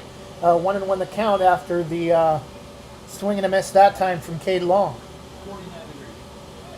49 degrees, about 15 minutes prior to 6 o'clock. 4 o'clock first pitch today and Friday. Most games this season for Banks either 4 or 4:30 first pitch. That one is lifted right over the top of the net, just below us, straight back, 1-2. That's not supposed to happen. That's why you have the net, but this net doesn't go all the way up. Some nets go all the way up to the roof. This one, no. Perfectly placed. The 1-2 pitch, swung on and foul tipped, but into the glove of Palmberg for out number 1. Top of the order coming to the plate for Banks, shortstop number 1, Wyatt Hesselman. Believe it or not, I've seen a couple bring a Nintendo Switch to a Hops game sitting front row on the third base side. Perfect scenario to get hit in the head with a fastball. And allows Astoria to get into a double play situation, but bases are loaded with only 1 out for Lane Gilbert, the second baseman. Wyatt Hesselman is one with, that's his third time he's gotten on base today.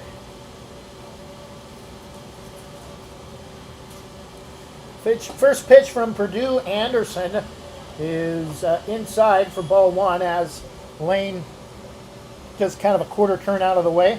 Batting for the Braves, second baseman Lane Gilbert. He's blocked, he's been hit by a pitch. What more can you get? And this one, not sure it's going to be deep enough. Yeah, it's going to reach the deep part of the infield, caught by the shortstop for out number 2.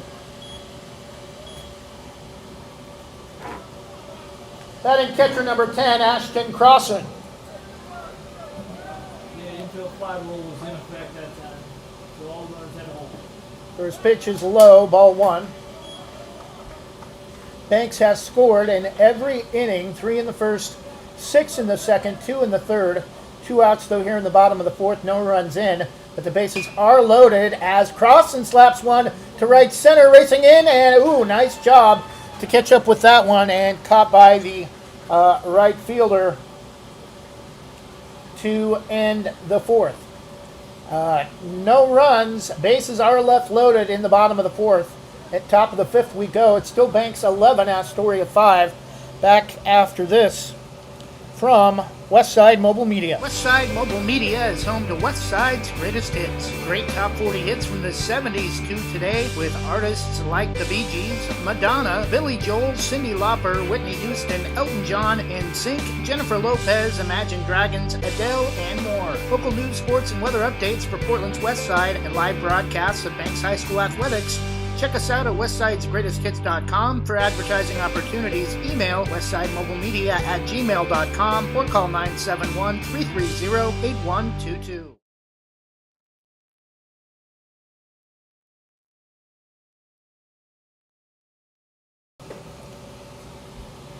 And we're back, top of the fifth inning.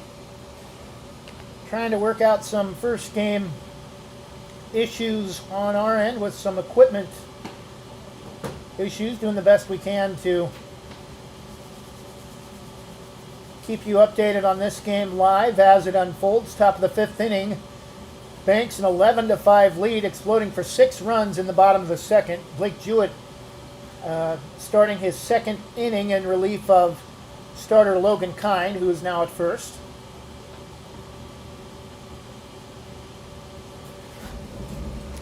Gunnar Olson, starting first baseman for Astoria, will lead off for the Fish. Leading off the top of the fifth inning for Astoria, starting first baseman number 7, Gunnar Olson.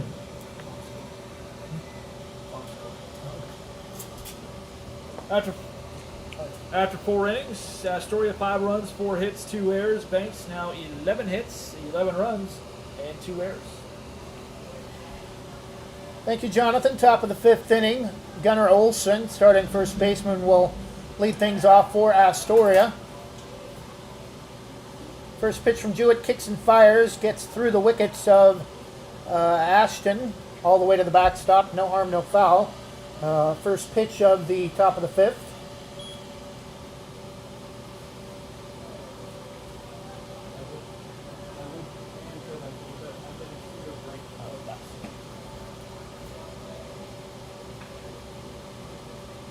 Have the windows open at the far end of the public address box, and things are expected to get chilly tonight, down below freezing. Could have some areas of frost still here as we reach almost spring in mid-March.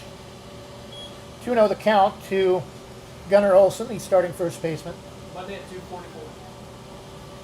Spring starts Monday at 2:24 a.m., right? Yeah. Spring officially starting early Monday morning about 3 o'clock, and apparently that is ball 4 for Olson. And time called. Ashton will have a chat with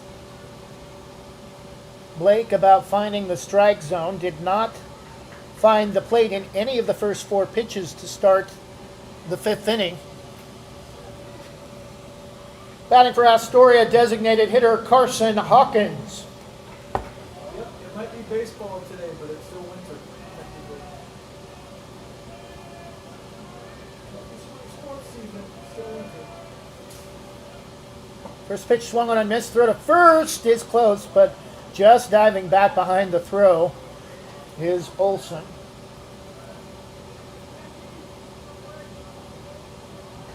Could you possibly turn the light on? It's getting kind of dark in here too. That was a Thank you. strike, by the way. Oh, really? Oh. The 0-1 pitch misses low, 2-1. Wow. There's no lights on this, and that didn't help. A little bit, maybe. Yeah. The 1-1 to Hawkins. Jewett fires and pitches right about chest high, ruled by high strike. 1-2 the count to Hawkins.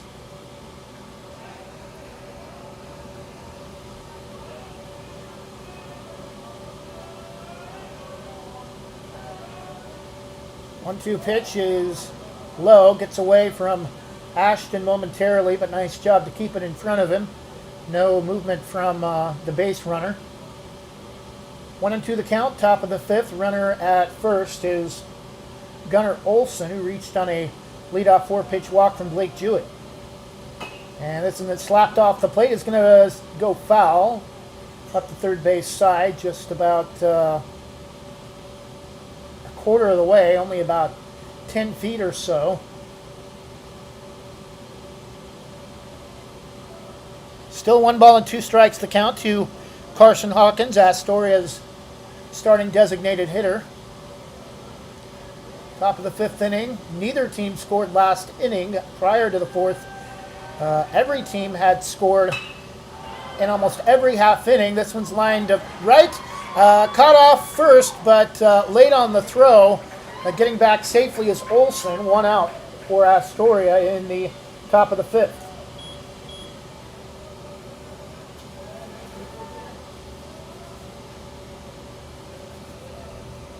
Batting for Astoria's starting pitcher, number 2, Nico Boudreau.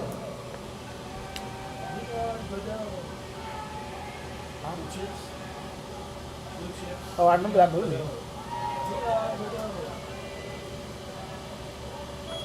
That was from when I was in high school. I just got flashbacks of Neon Bordeaux from the movie Blue Chips. I believe Shaq starred in that movie shortly after He was Neon. he graduated from LSU. Pitch, this is low, 2-0.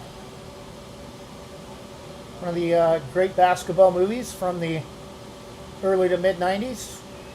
Nick Nolte. 2-0 the count to Boudreau. The delivery from Jewett swung on. Hard grounder to third up the line. The Christian's got to hurry the throw, and it is in time to make the play.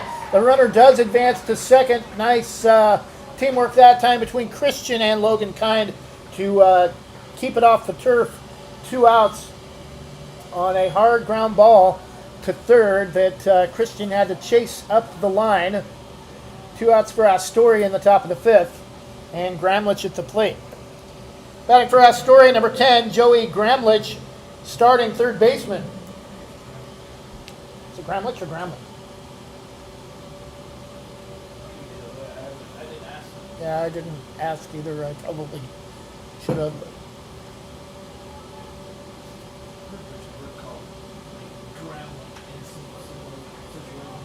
So defense calls time to try to make sure they keep the runner at second from scoring. Still a 6-run lead. Top of the fifth, 2 outs. Pitch just misses off the right front part of the plate. Ball 1.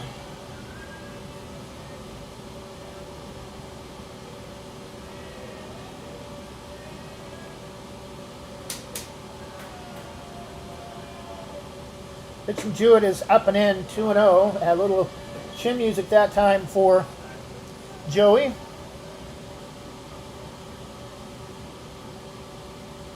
Don't put hairs on your chest.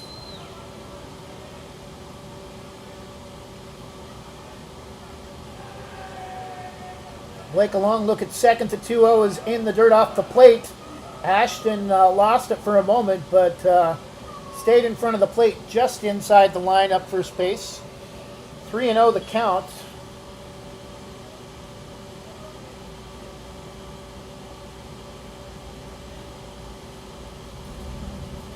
Ashton Crossan, if he doesn't stay with baseball, he could also be a hockey goalie. He's a great backstop.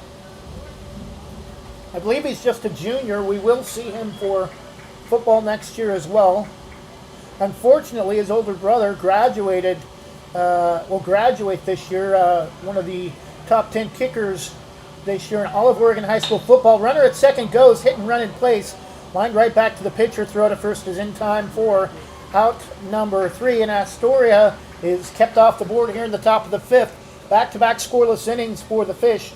We head to the bottom of the 5th inning. Still Banks 11, Astoria 5. Back in 30 seconds after this, our last sponsor of the rotation, Oregon National Guard. The Army National Guard plays a vital role in your community. We're on the front lines, supporting essential personnel, first responders, law enforcement, and medical professionals, delivering food, supplies, and medicine, keeping communities safe, making a difference. During emergencies, we're always ready, always there.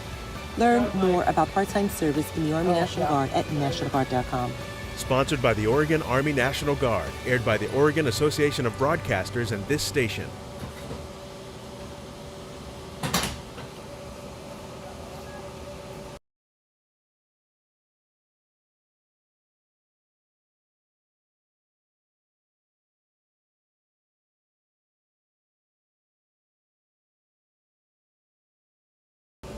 And we're back, bottom of the 5th inning. Braves an 11-5 lead. Now, if the Braves do score 4 in this inning, the game can officially end. If any team has a run of 10 runs or more by the bottom of the 5th inning, the game can be called due to a sportsmanship rule.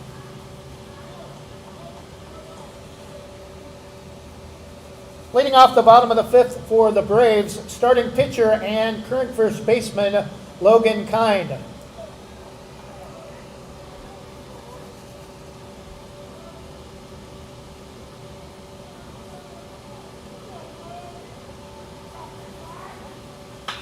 And Logan lifts this one up. First pitch from Purdue.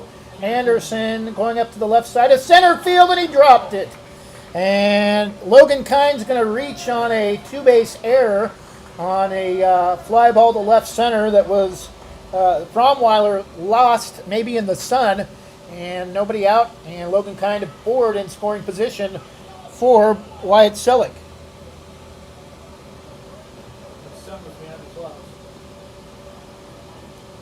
First pitch low and in, ball 1. Batting for the Braves, center fielder number 20, Wyatt Selleck.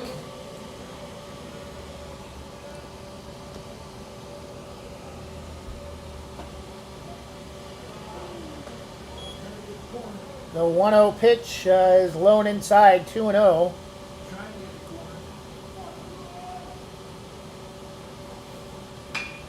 Check swing grounder back to the pitcher. Off the end of the bat, throw to first is the only play. Logan Kind will be moved over to third and closer into scoring position with just one out.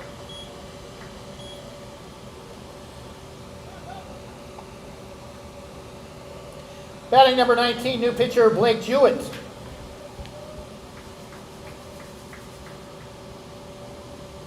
First pitch is lined foul just off the third base side over into the end of the metal bleachers. And straighten that one out a little bit. Not home run distance, but likely with the lack of height on that would have been an easy RBI single. This one squid back to the pitcher, throw to the plate. It gets away, and that's going to score Logan Kind from third, and it's 12-5. Astoria with 2 errors in the inning. Both of them allow Logan Kind to score an unearned run.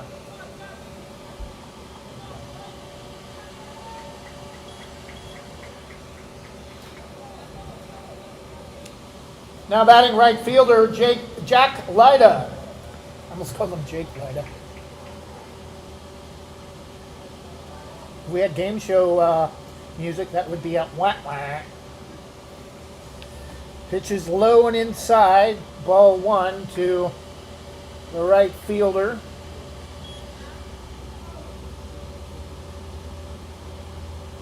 We do not have the full football schedule for next year yet, but Jonathan and I discussing last night via text message. Banks does know their non-league schedule. They will host Astoria to open the season, be at Tillamook week 2, and have a late season non-league game at Siuslaw Florence in October.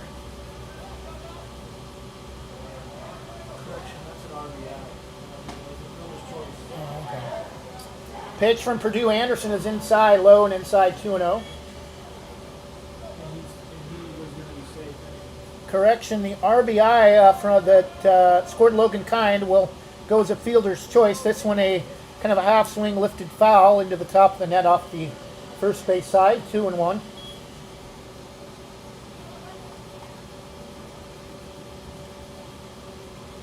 Might be tough for Banks to keep their undefeated league stretch intact. They're going to lose a lot of seniors this year for football as pitch gets away, and Jewett is going to be safe easily at second. 3-1 the count. Again, Lane Gilbert likely to be the starting quarterback next year unless there's someone coming in from the freshman class we don't know about or a transfer. Nice drop ball that time. Started up above the letters and dropped late. Count as full, 3-2. Lane Gilbert doesn't really have quarterback size, and when he was in the game in backup situations, had issues seeing over the defensive line as Lyda goes down on strikes. So 2 outs. Batting third baseman Christian Lyda.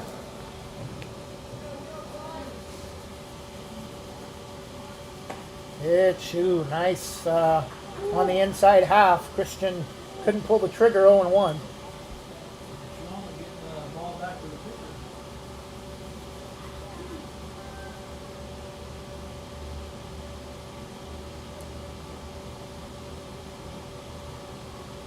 The 1 to Christian is past the pitcher, picked up by the second baseman on a couple of hops. Threw it to first, short hopped it, but able to dig it out is Olsen.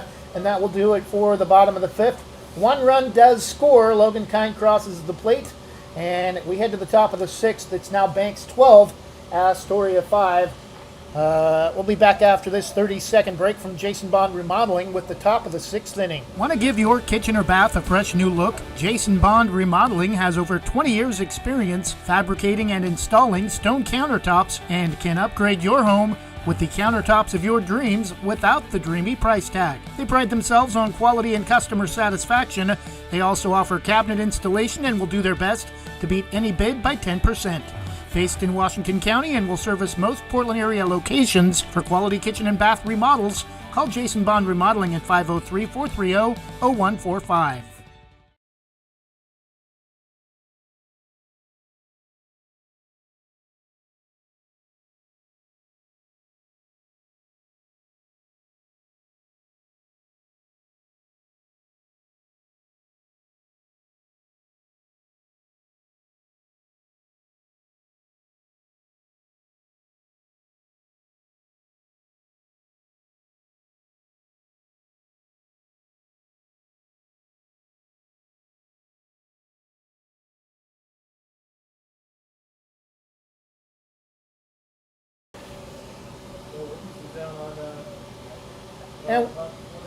And we're back top of the 6th inning, leading off for Astoria.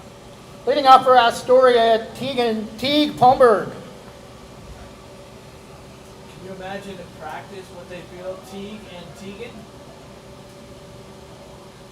Teague and Teague.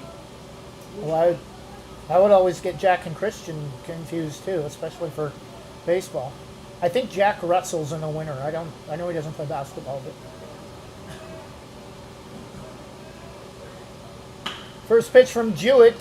Hard grounder to short. Throw to first from Wyatt is easily in time. 1 pitch, 1 away in the top of the 6th for the Fish. And we have a substitution for Astoria. We do not have a first name. First at bat this afternoon for Astoria for number 16, a last name Johnson.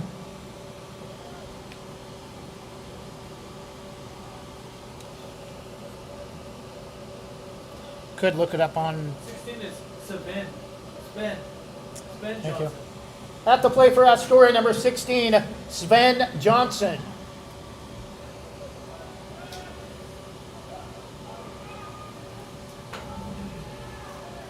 Thank you. Pitch from Jewett is flared foul off the first base side into the net, 0-1.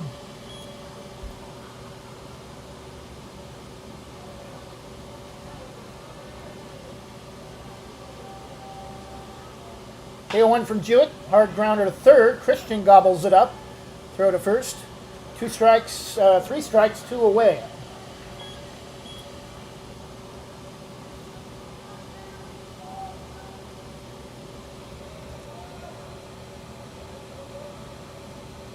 Coming to the plate for the Fishermen, number 5, Aiden Giles.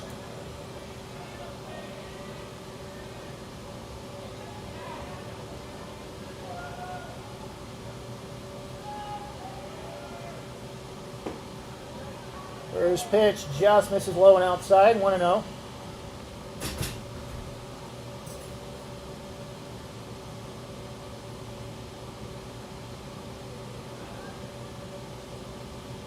And again, low and away from Blake Jewett, 2 balls and no strikes.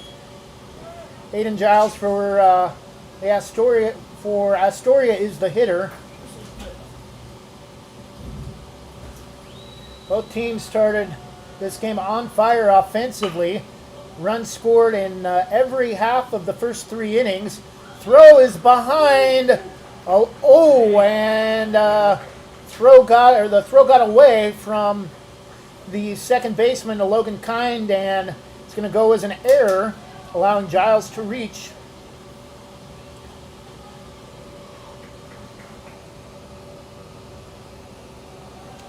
Batting for Astoria, top of the order, Connolly Fromweiler.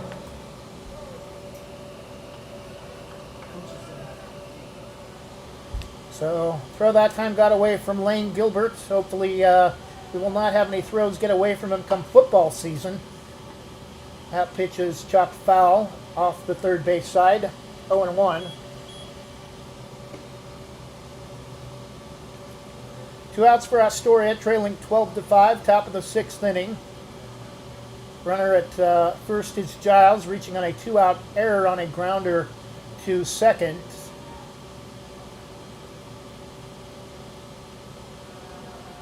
Jewett keeping an eye on the runner at first.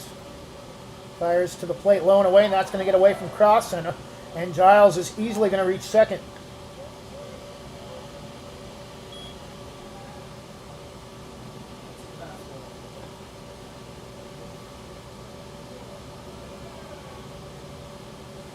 So pass ball for Ashton Crossan. 1 ball and 1 strike, 2 outs.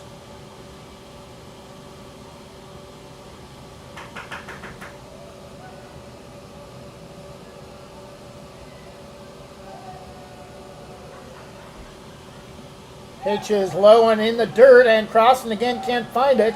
And now Giles in scoring position at third.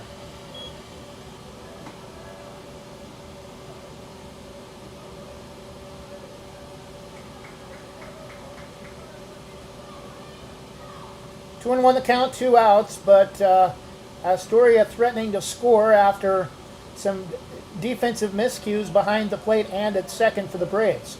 Jewett the pitch just off the end of the bat of Fromweiler, 2-2.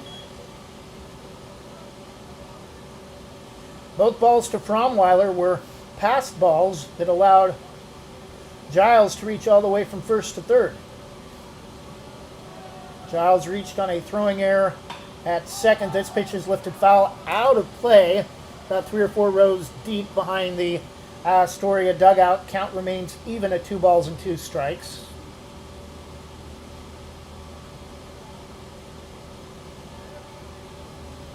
Again, congratulations to the Astoria Fishermen who had their girls take on the third place trophy at the 4A state tournament with a win in the third place game over Marshfield on Saturday afternoon.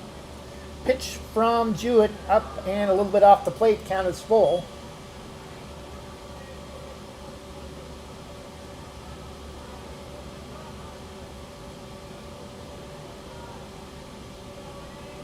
3 balls and 2 strikes, 2 outs, runner at third for Astoria. The pitch from Jewett is blooped into shallow left. Nice job by Wyatt to track it down after, I think the wind maybe carried that ball a little bit up in the lower edges of the atmosphere, and Wyatt able to make the catch to prevent the run from scoring with 2 outs. Bottom of the 6th inning, it's Banks still with a 12-5 lead. Back after this from Jim's Market. Jim's Market in Banks is an institution serving the community for generations. They're actively involved in events and athletics from the youth league to high school level. Let them serve you with their locally grown fresh produce, fresh bakery items including custom cakes, and quick hot food from their in-store deli. Jim's Market, conveniently located at the south entrance to Banks.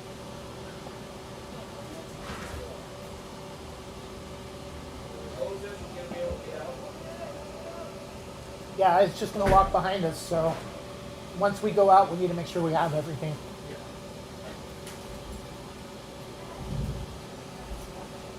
It's that east breeze that's sending. Yeah. And we're back, bottom of the 6th inning. Hitting off for Banks will be, I believe, Jackson Van Domlin, his first at bat. Hitting off for Banks, number 6, Jackson Van Domlin.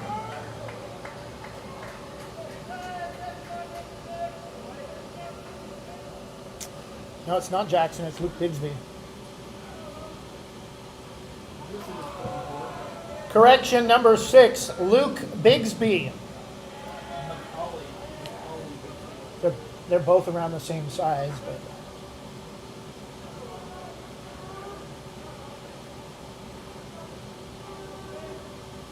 big fella takes a couple of pitches off the plate, 2-0. It's like he can barely move the bat off his shoulders, and he could lift it over the deep part of center field and the big blue wall. And does swing at this one, lifts it straight up though, and it's going to be caught barely by catcher Palmberg. 1 out for Banks in the bottom of the 6th. Top of the order for the Braves, shortstop Wyatt Hesselman. Luke gets a tap on the shoulder for the effort from Luke Bigsby.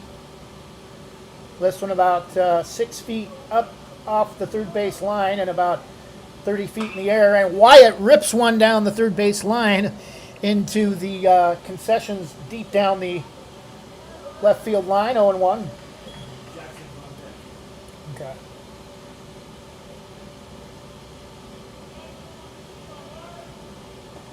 Pitch that time taken low and away.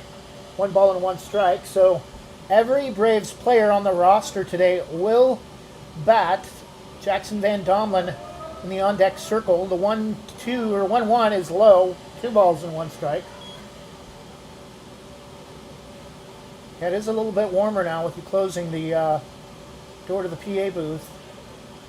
Fans going behind me though. And again, nice power from Wyatt Hesselman today. Just got to straighten that one out a little bit as he rips one into the top corner of the gate to the Braves dugout, 2-2. Doesn't really have home run or power size. Great speed and a great pitcher. Likely be one of the 4 starters for Banks this season. Does lift this one down into shallow right. Coming in late and just keeping it off the turf is the right fielder, number 28 Robinson, who we have not called his name yet today, but making the catch in right for out number 2 that time. Now batting for the Braves, number 7, Jackson Van Domlin.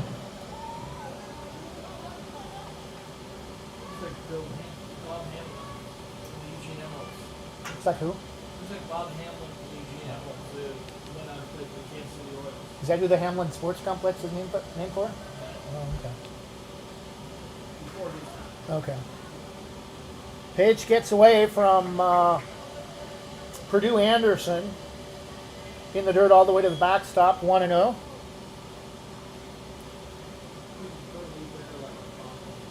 Two outs for Banks, bottom of the 6th, working to close out a 12-5 win over Astoria. Jackson lifts one to left field. That's going to drop for a base hit for the big fella with 2 outs and a loop single to left. And we're going to have a pinch runner for Jackson. It will be number 9, Lane Gilbert. Pinch running or designated runner at first base for Jackson Van Domlin, Lane Gilbert. So Banks likely will not bat after this half with a 7-run lead. 2 outs. And Ashton Crossan at the plate. Throw to first. Batting for the Braves, catcher number 10, Ashton Crossan.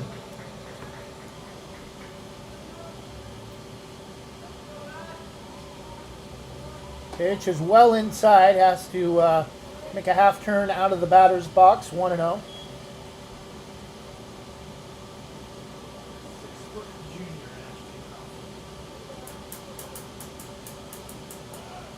Pitch is low and in, throw to second. It gets away, but nice job to back it up as Gilbert will not try to advance.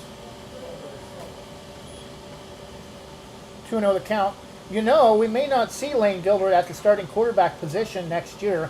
Ashton Crossan started the season at quarterback before getting moved to the defensive side of the football late after the Valley Catholic win. Throw to first is in time to Boudreau, now playing at first base. No runs, a base hit, and a runner left. After 6 full, Banks 3 outs away from a 7-run opening day win over Astoria. We'll be back after this with the top of the 7th.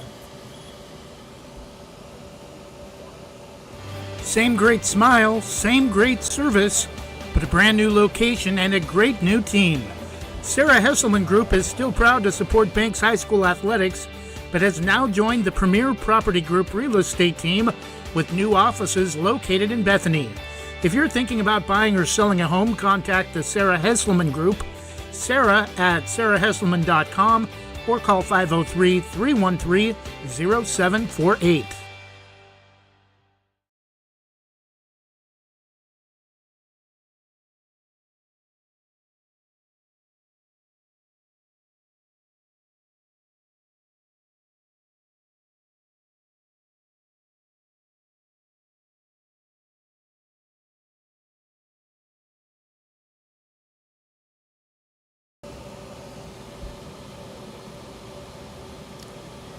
Cade Long will come in to close out the game. Huh? So switch. Straight switch. Blake Jewett will now go to left field, replacing new pitcher Cade Long.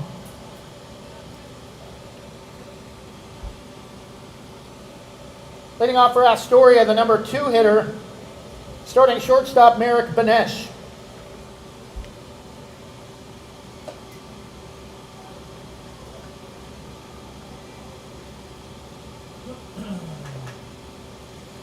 So who is number 1 in the coaches poll?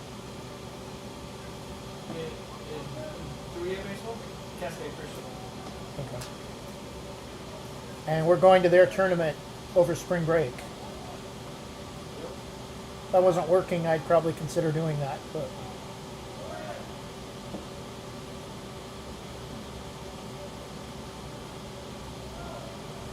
so the Braves 3 outs away from a opening day win here at Ron Tonkin Field. Home of their first 5 games. Tillamook on Friday. Astoria would pick up their first loss of the season after a 4-3 win over Estacada on Monday.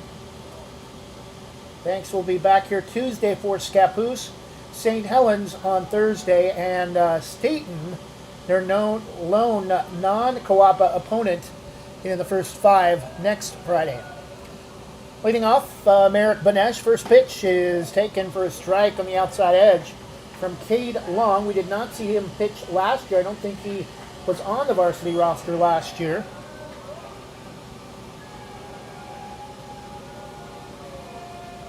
The 0-1 pitch swung on and slapped foul up the third base side, 0-2.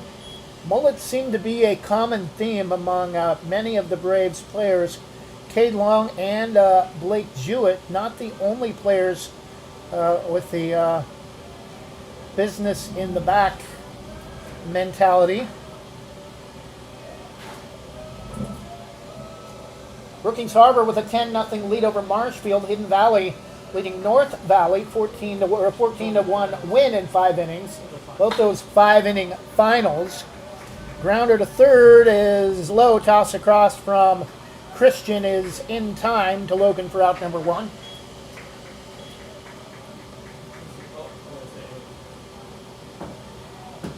Cascade Christian, the current number 1 in the coaches poll, will likely have OSAA rankings next week. Coaches poll unofficial when it comes to playoffs. Batting for Astoria, Gunnar Olson. 1 out, top of the 7th, 12-5 lead for Banks. Batting for Astoria, number 7, starting first baseman Gunnar Olson. Gunnar no longer at first base. Nico Boudreau now playing that position. Top 3 for 3A softball, Burns, Yamhill Carlton, and South Umpqua. Banks number 9 with 24 votes.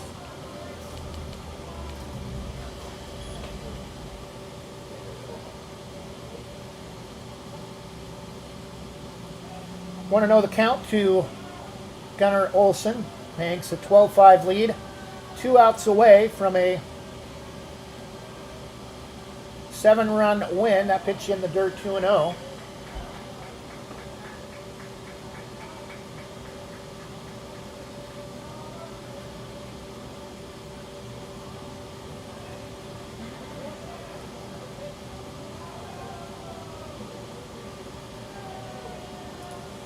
Pitch, swung on and foul, tipped into the glove of Ashton. 2 balls and 1 strike. Correction, 3-1 the count.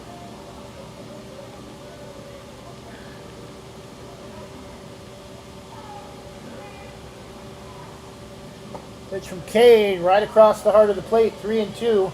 Count is full.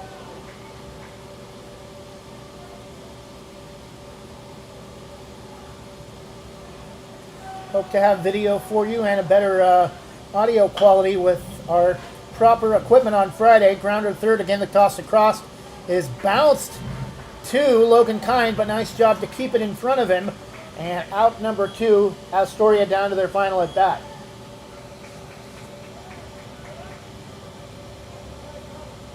Batting for Astoria, designated hitter number 3, Carson Hawkins.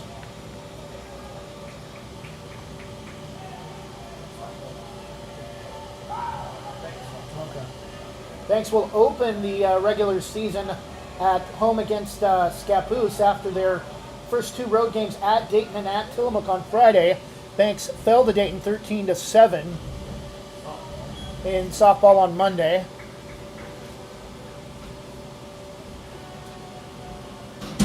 Pitch from Logan Kind, from Cade Long, grounder back to the pitcher, throw to first, and that will do it on an opening season 12-5 win for the Banks Braves. We'll take a 30-second break and be back with our Oregon Army National Guard hero of the game.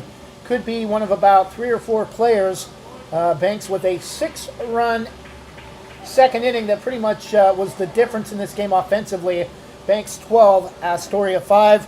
We'll break it down when we come back after this from Christy Van Meter. Your local lender, Christy Van Meter at Union Home Mortgage, is here to walk you through every step in purchasing your new home. Christy and her team bring trusted knowledge and years of experience to make your home loan financing process an enjoyable one. If you're in the business or have questions about purchasing or refinancing your home, call Christy Van Meter at Union Home Mortgage, 503-327-5302, or visit uhm.com/kvanmeter. Union Home Mortgage, official sponsor of the PBR. Union Home Mortgage promises cap. Christy Van Meter is licensed in Oregon 1700271, Washington MLO-1700271, and Arizona 1039867. Union Home Mortgage is an equal housing lender, NMLS number 2229. But he also struck out 6. Yeah.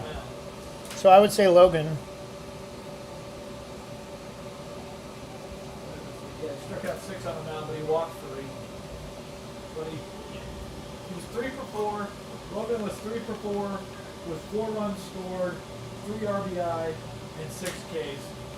And we're back. Banks a 12-5 opening day win over 4A Astoria for the second-ranked Banks Braves, ranked second in the coaches poll, the only poll out for the opening week of regular season. Taking a look at the box score for Banks, 3 runs in the bottom of the first. Wyatt Hesselman leading off the scoring, reaching home plate on a wild throw that went off the end of the glove of the Astoria third baseman. And then Astoria got 1 run back in the top of the second. Banks exploded for 6 in the bottom half of the second with all batting around for the order in the bottom of the second. Astoria answered with 4 in the third to make things a little bit more interesting, making the score 9-5 at that point. But Banks able to respond with 2 more in the bottom of the third. Second half of this game, innings 4, 5, and 6.